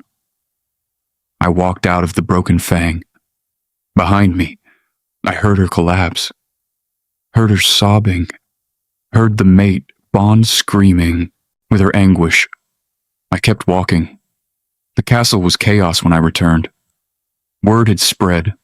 Of course it had. 12 witnesses. By morning, every pack in the region would know. The Luna of Silverpine bet away the Alpha's position. And lost. Captain Ramses met me at the gates. Alpha, is it true? Yes. His face went gray. 3 days? 3 days. What are your orders? I looked at my castle, my home, my pack, everything my father had built, everything I'd spent my life protecting. Gone. Because my mate couldn't put down a bottle or walk away from a table. Start packing, I said. Essential supplies only. Contact the neighboring packs. See who will take refugees. We can't keep the pack together. We have no territory. They'll need to scatter. And you, Alpha? I don't know. I looked at the castle walls. I need to tell Diella. She was awake when I reached her room. Still thin, still fragile, but conscious now. The healers said she was out of immediate danger. She looked up when I entered, saw my face. It's bad, isn't it? Yes? Worse than Ansel? Worse than Ansel. I sat on the edge of her bed, took her skeletal hand. Your mother made another bet. What did she lose this time? Diella's voice was too old for 15. Everything, my position as Alpha, our territory, our pack. I squeezed her hand gently. We have 3 days, then we leave, all of us. She didn't cry, or didn't scream, just nodded slowly. Where will we go? I don't know yet. Will Ansel come with us? Ansel is Shadowpine's heir now. He can't leave. So we'll be alone. She looked out the window at the territory we'd be leaving. Just you, me, and Mother? Yes. Does she know? She knows. Is she sorry? The question gutted me. She's always sorry. Diella nodded again, pulled her hand from mine, turned to face the wall. I'm tired, Papa. May I sleep? Of course. I left her there and went to find Imara. She was in our chambers, drunk, completely devastatingly drunk, empty. Bottles littered the floor. She sat in the middle of the destruction, rocking back and forth, talking to herself. Won 4 hands, 4 in a row, that's not nothing. That counts. That has to count. Imara. She looked up, eyes red and swollen, face blotchy, hair wild. I'm so close to figuring it out. The pattern. There's a pattern to the dice. I just need to stop. I crossed the room, pulled her to her feet. Look at me. She did, barely focused. We lost everything, I said, because of your gambling, because you couldn't stop, because you thought you could win. I did win. 4 times. I won 4 times. And lost once, which means you lost everything. I held her shoulders, made her look at me. In 3 days, we leave this castle. We lose this pack. We lose our home. Because of you. No. She shook her head. No, we can fix this. There is no fixing this. I shook her. Not hard, but enough. You've destroyed everything. Our son is gone. Our daughter almost died from grief. Our pack is scattering, and it's your fault. All of it. Every bit of it is because you couldn't put down a bottle or walk away from a table. I know. She screamed it. I know it's my fault. I know I'm destroying everything. I know I'm broken and sick and worthless. I know. She collapsed against my chest. I know, and I can't stop. I want to stop. I swear I want to stop, but I can't. Something in me is broken, Wilder. Something's been broken since Veda died, and I don't know how to fix it. I held her, felt her shaking, felt the mate bond pulsing with her desperation. Then we get you help, I said. Tomorrow. First thing. Before Valdrin comes back, before we lose everything, we find you real help. It's too late. It's not too late. It is. She pulled back. We have 3 days. What healer can fix me in 3 days? What sanctuary can cure me before we're thrown out? It's too late. Wilder, it's all too late. Then we get you help after, wherever we end up. Whatever happens, we find you treatment. Why? She looked at me with hollow eyes. Why do you keep trying? Why don't you just leave me? Take Diella and go. Let me sink alone. Because I love you. You shouldn't. She laughed bitterly. You should hate me. Everyone else does. Ansel hates me. Diella hates me. The pack hates me. Why don't you? I don't know. And it was true. I didn't know why I still loved her. Why I couldn't let go. Why I kept hoping. Maybe I'm as sick as you are. Maybe enabling you is my addiction. She stared at me, then started crying again. Great heaving sobs. I held her through them, held her until she passed out against my chest, carried her to bed, covered her with blankets, and sat beside her in the dark, wondering what the next 3 days would bring, wondering if she'd survive them, wondering if any of us would. Day 1 passed in a blur. I spent it arranging for the pack to scatter. Neighboring alphas agreed to take refugees, some out of pity, some out of political advantage. Our pack would be split across 4 territories. Imara spent it drunk in our chambers. Diella spent it packing her few possessions in silence. Day 2. Elder Morrigan came to the castle. I heard, she said, about the bet. Everyone's heard. I can help. There's a sanctuary in the north. They specialize in treating addiction. It's intense. Months of isolation and work, but it's effective. We don't have months. We have 1 day. Then take her there after you lose the castle, after you settle wherever you're going. Take her there and let them help her. And if she won't go? Elder Morrigan's eyes were sad. Then you have to decide what matters more. Keeping her with you or saving her life. Because if she doesn't get help soon, Wilder, she won't survive this. The disease is winning. I know. Day 3 arrived. The pack was gone, scattered to the winds. Only Diella, Imara, and a handful of guards remained. At dawn, I heard horses in the courtyard. Valdrin had come to claim his prize. I walked down with Imara and Diella. My mate was sober for once, purely because there was no alcohol left in the castle. She looked haunted, broken. Valdrin stood in the courtyard with 40 wolves, all armed, all ready. Alpha Wilder, he said, your 3 days have ended. This territory is now mine. I know. I looked at the castle, my home. We're leaving. Where will you go? I don't know yet. He nodded, almost respectful. For what it's worth, I'm sorry it came to this. Your mate is very sick. She needs help. I know that too. I turned to leave. Wilder. Valdrin's voice stopped me. There was someone else, behind this. Someone who wanted your territory specifically. Someone who's been planning this for a long time. My blood went cold. Who? I don't know their name, but they've been in your territory for years, feeding your Luna's addiction, getting her deeper in debt, setting this up. He paused. Be careful. Whoever they are, they wanted you broken, and they got what they wanted. I looked at Imara. She'd gone pale. You know who it is, I said to her. Don't you? She nodded slowly. I think so. Who? But before she could answer, Diella screamed. I spun around. She was pointing at the eastern wall, at smoke rising beyond it. Fire. That's the refugee camp, one of the guards said, where we sent the families yesterday. The camp is... The explosion cut him off.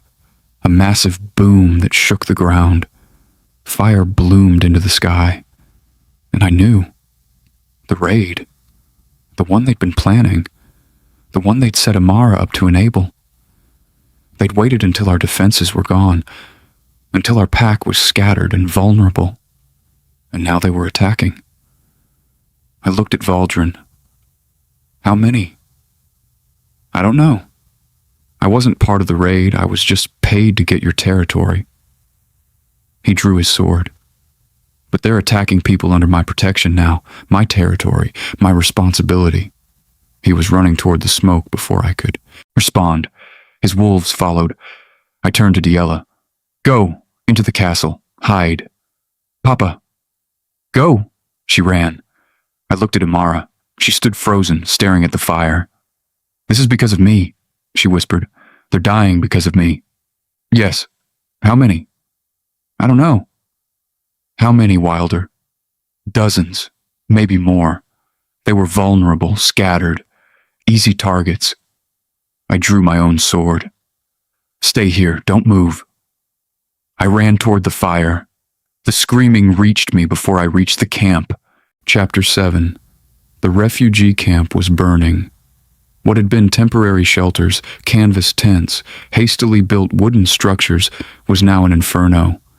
Bodies lay scattered in the dirt, some moving, most not. The screaming came from everywhere and nowhere, a chorus of agony that would haunt me for the rest of my life. Alpha! Captain Ramses emerged from the smoke, blood streaming down his face. They came from 3 sides, professional raiders. They knew exactly where we were weakest. How many dead? 15 so far. Maybe more in the tents we haven't reached. He pointed toward the eastern edge. They're pushing the survivors toward the forest, herding them like cattle.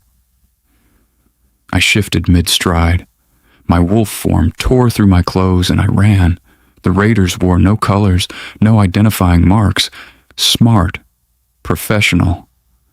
This wasn't random violence, this was calculated slaughter. I caught the first one before he could finish the woman he'd cornered. My jaws closed around his throat. He died without making a sound. The second one saw me coming, shifted. We collided in a tangle of fur and teeth and rage. He was younger, faster, but I was an alpha fighting for my pack. I ripped his throat out, the third, fourth, fifth. I lost count. Blood soaked my fur. The mate bond screamed in my chest, but I couldn't think about Imara now, couldn't think about anything except stopping this. Valdrin's wolves joined the fight. Between us, we drove the raiders back toward the forest, but the damage was done. When the last raider fled into the trees, I shifted back to human form and stood in the ruins of what I'd tried to save. 23 dead, 12 more wounded, families I'd sworn to protect, lying in the dirt because their Luna had gambled away their defenses. We need the healers, Captain Ramses said. The wounded, the healers scattered with everyone else. I looked at the carnage. We have nothing. No resources, no supplies, no. A hand grabbed my ankle. I looked down. A young woman, maybe 20, with a wound in her stomach that was bleeding too much. She'd die within the hour. We both knew it. Alpha, she gasped. My daughter. Is she? What's her name? Fauna. 5 years old, red hair. She was in the tent when she coughed, blood on her lips. Please, find her. Tell her I love her. I will. A lie? There were too many bodies, too much chaos. I'd never find one child in this nightmare. But she smiled, believed me, and died with that smile on her face. I stood, looked at Ramses. Search for survivors. Anyone still breathing gets priority. The dead. My voice cracked. The dead can wait. I walked back through the camp, past bodies I recognized, families I'd known my entire life. Gone, because Imara couldn't stop gambling. At the castle gates, I found Valdrin waiting. 23 confirmed dead, I said. How many on your side? 3. They weren't expecting us to help. He cleaned his sword on a cloth. You were right to suspect. Betrayal. Those raiders knew too much. Someone fed them information. Who? I told you. Someone in your pack. Someone close. He sheathed his sword. Find them before they finish what they started. He walked into the castle, his castle now, leaving me standing in the courtyard with blood on my hands and ash in my mouth. Imara stood in the doorway. She'd seen everything. The smoke, the bodies being carried past, the wounded screaming for healers we didn't have. How many? She asked. 23 dead, 12 wounded. More if the wounded don't get treatment soon. She swayed, caught herself on the door frame. Because of me? Yes. Because I bet away our defenses. Because I told that man everything about the Eastern Wall. Because She stopped, pressed her hands to her mouth. I killed them. Yes. She doubled over and vomited. Nothing came up. She was too drunk, too empty. Just dry heaves that shook her whole body. When she finished, she looked up at me with hollow eyes. I can't live with this. You don't have a choice. Don't I? She straightened slowly. I could end it. Right now. Walk up to the tower and jump. At least then I'd stop destroying everything I touch. The words should have alarmed me. Should have made me rush to comfort her, promise her things would get better. Instead, I just felt tired. If that's what you want, I said, I won't stop you. She stared at me. Wilder. I'm done stopping you from doing what you want. Done covering your mistakes. Done enabling your disease while it kills everyone around you. I gestured toward the smoke. Those people are dead because of you. Because I kept protecting you instead of getting you real help. So if you want to jump, jump. Just know that Diella will find your body. Your daughter, the one who's already starving herself to death, will be the one to see what's left of you. That's cruel. That's honest. I turned toward the castle. I'm finding Diella. We're leaving. You can come or stay. Get help or die. I don't care anymore. It was a lie. I cared so much it was killing me. But I was out of soft words and second chances. I found Diella in her room, packed and ready. She looked at me with those two old eyes. Are we leaving now? Yes. Where's Mother? I don't know. We walked down together, my daughter and me, past the portraits of ancestors who'd built this pack, past the great hall where I'd been sworn in as Alpha, past everything I was losing. In the courtyard, Imara waited. She'd changed clothes, cleaned her face, looked almost sober. I'm coming with you, she said. Are you? And I'm getting help. Real help. Whatever it takes, wherever we have to go. She looked at Diella. I'm done destroying my family. I'm done killing people I'm supposed to protect. You've said that before. I know. But this time... She gestured toward the smoke still rising from the camp. This time I saw what it costs. Really saw it. Those people died because of me, because I'm too sick to stop. Her voice broke. I'm ready. I'm ready to get help. I wanted to believe her. Gods, I wanted to believe her. But I'd heard it too many times before. We'll see, I said. Get your things. We're leaving. We walked out of Silverpine Castle. My mate, my daughter, and me. No guards, no ceremony, no formal transfer of power. Just 3 broken people leaving home. We walked for 2 days before I found what I was looking for. The sanctuary sat in the northern mountains, isolated and ancient.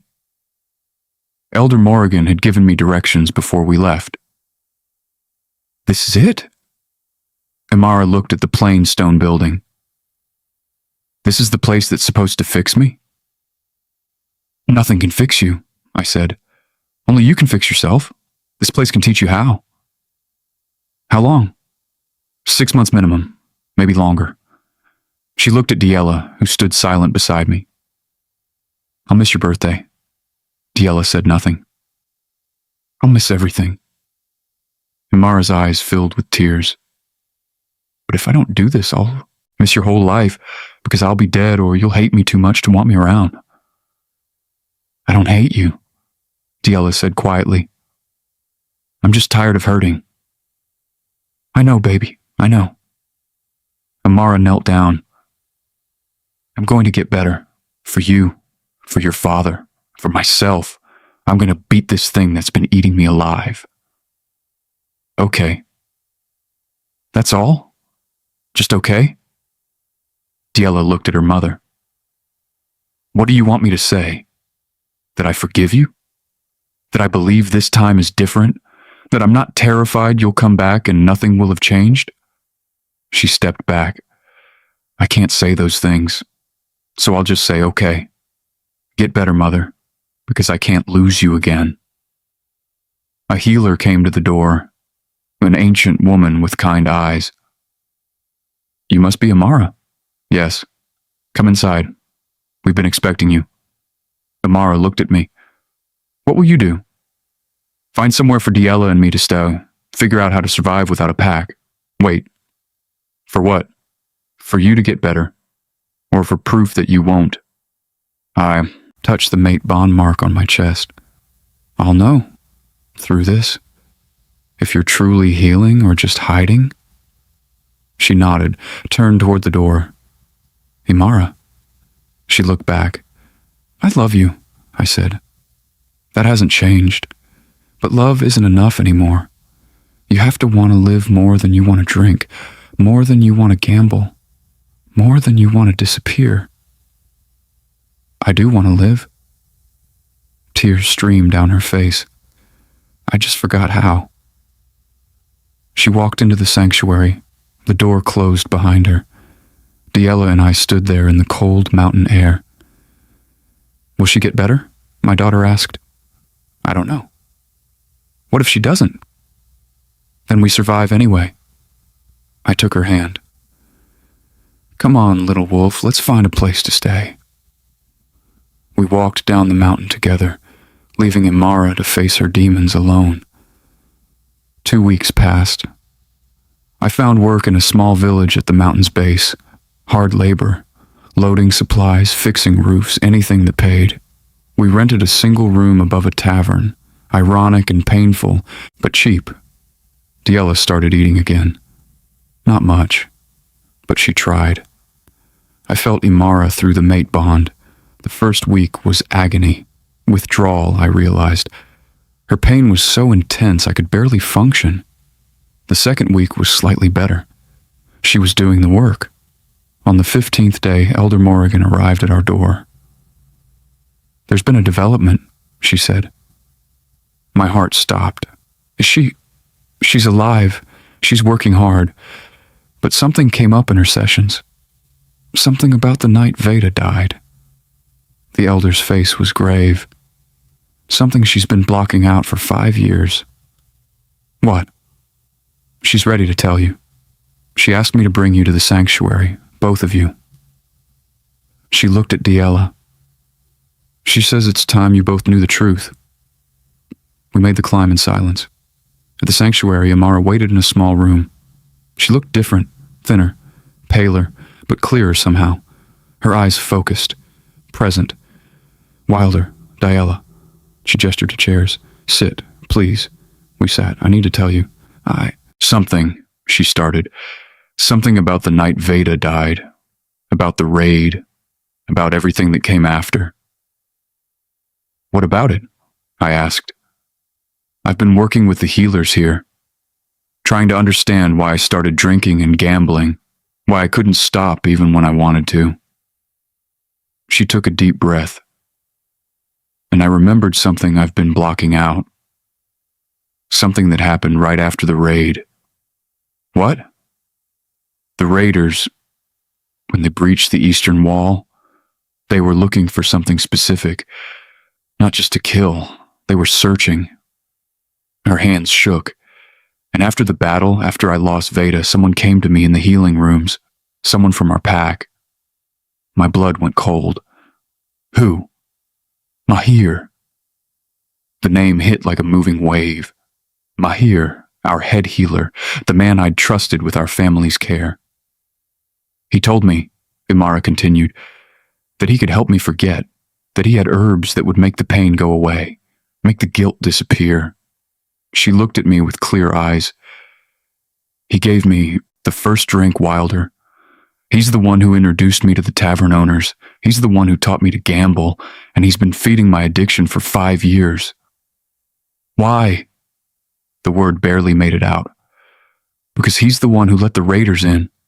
He's the betrayer, and he needed me sick and distracted so I wouldn't remember. Her voice shook. The night of the raid, I saw him. At the eastern wall, I saw him with the raiders. But then I got wounded and lost Veda, and everything went blank. Until now. Until the healers here helped me remember. The room spun. Mahir. The man who'd delivered both my children, who'd healed our wounds, who'd been with our family for 40 years. He'd betrayed us, killed our daughter, destroyed my mate. There's more, Imara said. The healers sent word to Valdrin, asked him to investigate. Turns out Mahir has been working for someone else, someone who wanted our territory, someone who set this whole thing in motion 5 years ago. Who? Before she could answer, the door burst open. Elder Morrigan stood there, face pale. They're coming. The raiders. They found out Imara remembered. They're coming to finish what they started. I stood. How many? 50, maybe more. Professional fighters. They'll be here within the hour. I looked at Imara, at Diella, at the sanctuary full of healing addicts who couldn't defend themselves. Get everyone to the underground chambers, I said. Now. Wilder. Imara grabbed my arm. I can fight. I'm not drunk. I can help. No. I pulled away. You stay with Diella. You protect her. That's your job now. But, please. I looked at her. Please, just keep our daughter safe. That's all I ask. She nodded, took Diella's hand. I walked out to face 50 raiders with no pack, no territory, and no throne. Just a father trying to save what little he had left. Chapter 8. They came at sunset. 50 raiders in black, faces covered, weapons sharp. Professional killers hired to silence the witness who'd remembered too much. I stood at the sanctuary gates with 5 volunteers, healers who'd been warriors once, before age or injury brought them here. Not enough. Not nearly enough. Alpha, one said, we can't win this. I know. Then why are we fighting? Because my daughter is inside. Because my mate is finally getting help. Because these people deserve a chance. I drew my sword. Because sometimes you fight even when you can't win. The raiders hit the gates like a wave. We fought. Gods, we fought. I lost track of time. Lost track of everything except the next raider, the next blade, the next breath. My wolf form tore through 3 before I shifted back to use a sword. Blood soaked the ground. Mine, theirs. Didn't matter. We were losing. Then I heard it. A horn, coming from the south. I risked a glance back. Wolves, dozens of them, pouring up the mountain path. At their head, Ansel, my son, leading Shadowpine warriors in black and silver. Father, he shouted, get down. I dropped. Arrows flew over my head. The raiders' front line fell. Ansel's wolves crashed into their ranks. The tide turned. Within minutes it was over. The raiders who survived fled into the forest. The rest lay dead. I stood on shaking legs. Ansel crossed the courtyard, blood on his armor, fury in his eyes. Are you hurt? He asked. I'm fine. I couldn't believe he was here. How did you... Orson got word from Elder Morrigan about the raid, about Mahir. Ansel's jaw tightened. About Mother finally getting help. He said I could bring warriors if I wanted, so I came. You came to save us. I came to save Diella. He looked past me toward the sanctuary. And Mother, I guess. If she's really trying this time. She is. She remembered everything. The betrayal. Mahir. All of it. Good. Ansel's expression didn't soften. Where is she? Inside, with Diella, protecting her. Then let's get them. We found them in the underground chambers. Imara stood in front of Diella, a makeshift weapon in her hands, a broken chair leg. She'd been ready to defend our daughter with whatever she had. When she saw Ansel, she dropped the weapon. You came, she whispered. I came for Diella, Ansel said, and Father, not you. I know. You bet me away. You destroyed our family. He stopped, breathed hard. Are you really getting help this time? Yes. For how long? As long as it takes. Ansel looked at me. I nodded. She was telling the truth. I felt it through the mate bond. For the first time in 5 years, she was completely honest. Fine, Ansel said. Then finish your treatment, and maybe eventually I'll be able to look at you without remembering what you did. Imara nodded. That's all I can ask for. Diella stepped out from behind her mother, looked at Ansel. You came back. Of course I came back. You're my sister. He knelt down. Someone has to make sure you're eating. She fell into his arms, crying. 6 months passed. Imara stayed in the sanctuary, worked through her trauma, learned to live without drinking, without gambling, learned why she'd turned to addiction in the first place. The guilt over Veda, the weight of leadership she never felt adequate for, the pressure of being Luna. The healers said she might never be fully cured. That addiction was something she'd fight for the rest of her life. But she could learn to manage it. Could learn to choose health over destruction. Ansel returned to Shadowpine. But he wrote, every week, true to his promise. Diella and I stayed in the village. She started eating regularly, started smiling again, started being a child instead of a ghost. And me? I worked, healed, learned that being an alpha wasn't what defined me. That losing everything could be its own kind of freedom. The mate bond grew stronger, clearer. I felt Imara's progress, the hard days, the breakthroughs, the moments of clarity. She was fighting, really fighting. On the day she was released, I was waiting at the gates. She walked out transformed. Not perfect, not healed completely, but present, aware, sober.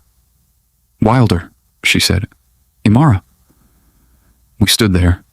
Two people who'd been bonded for 25 years but felt like strangers now. I owe you an apology, she started. For everything, Don't. I held up a hand. Don't apologize. Just show me. Through actions, through choices, through every day you wake up and choose to stay sober. She nodded. Oh, one day at a time. One day at a time. Diella came running up the path, stopped when she saw her mother. They looked at each other. Hi, baby, Imara said softly. Hi, Mother. I missed your birthday. I know. I'm sorry. I know. Diella took a step forward. Are you better? I'm working on it. Every day, forever, probably. Imara knelt down. I can't promise I won't struggle. Can't promise it will always be easy. But I can promise I'll keep trying. That I'll choose you over the addiction. That I'll fight for our family. Diella studied her mother's face. Then slowly she nodded. Okay. Just okay? It's more than I could say 6 months ago. Diella held out her hand.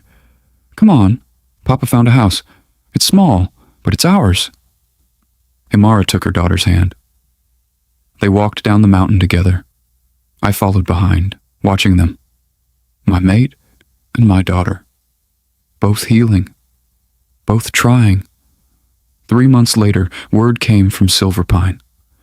Valdrin had found Mahir, captured him, discovered the full extent of his betrayal, decades of planning, working for a rival pack who'd wanted our territory for years. He'd orchestrated everything, the raid, Veda's death, Imara's addiction. Justice was swift. Mahir was executed for treason. But Valdrin made an offer. Your mate exposed the betrayer, his letter said. Her confession brought justice to your pack. For that, I'm willing to return your territory, your position, your throne. I showed the letter to Imara. What do you want to do? She asked. I don't know. Being Alpha nearly destroyed us. Maybe it's better to stay here, start fresh. But it's your birthright, your father's legacy. My father's legacy is ashes and blood. I want something different for Diella. For us. Then let's build something different. She took my hand. We can go back. We can rebuild. But differently this time. With honesty. With help. With boundaries. I looked at Diella. What do you think, little wolf? She considered. Will Ansel come home if we go back? I don't know. Then ask him. I wrote to Ansel that night, told him about Valdrin's offer, about coming home. His response came 2 weeks later.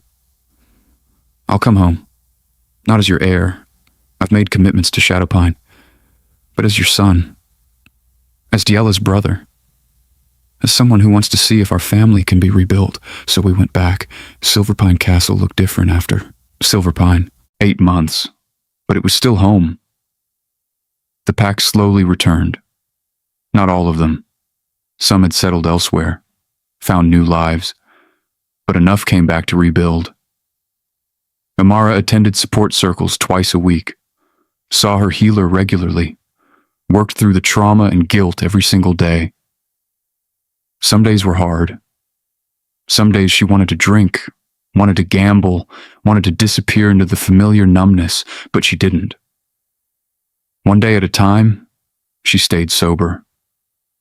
Diella bloomed, started eating properly, started laughing again, started believing that her family might actually survive.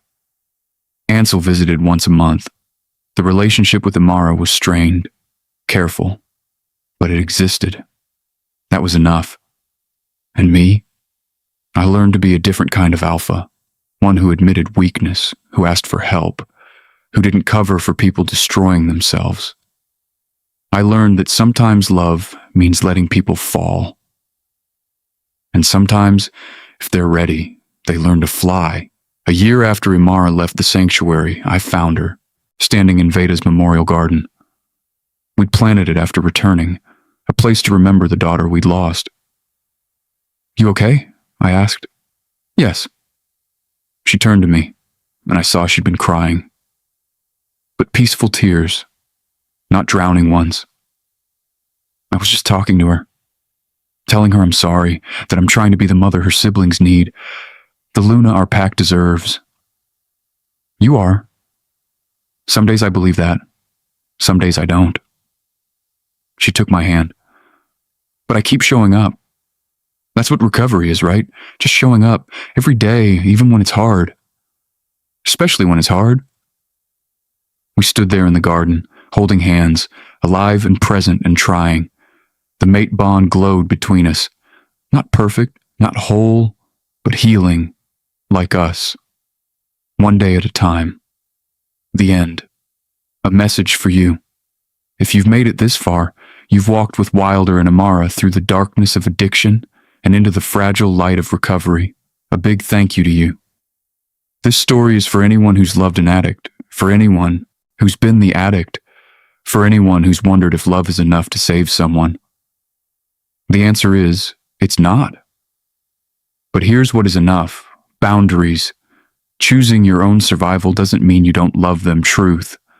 Stopping the lies, even when honesty feels cruel. Help. Real. Professional. Sustained treatment. Time. Recovery isn't a moment. It's a lifetime choice. The addict must choose recovery. You cannot choose it for them. If you or someone you love is struggling with addiction, know that you are not alone. Help exists. Recovery is possible, but it starts with one choice, one day, one moment of saying, "Today, I choose differently." What did this story teach you? Drop a comment below. New paranormal stories with real meaning drop every Thursday and Sunday. Subscribe so you never miss one. If this story moved you, hit that like button. If it could help someone you know, share it. Because sometimes the most supernatural thing we can do is choose to heal. Story originally written by Wicked Serenity Romance AI Voice, generated from Gen AI Pro.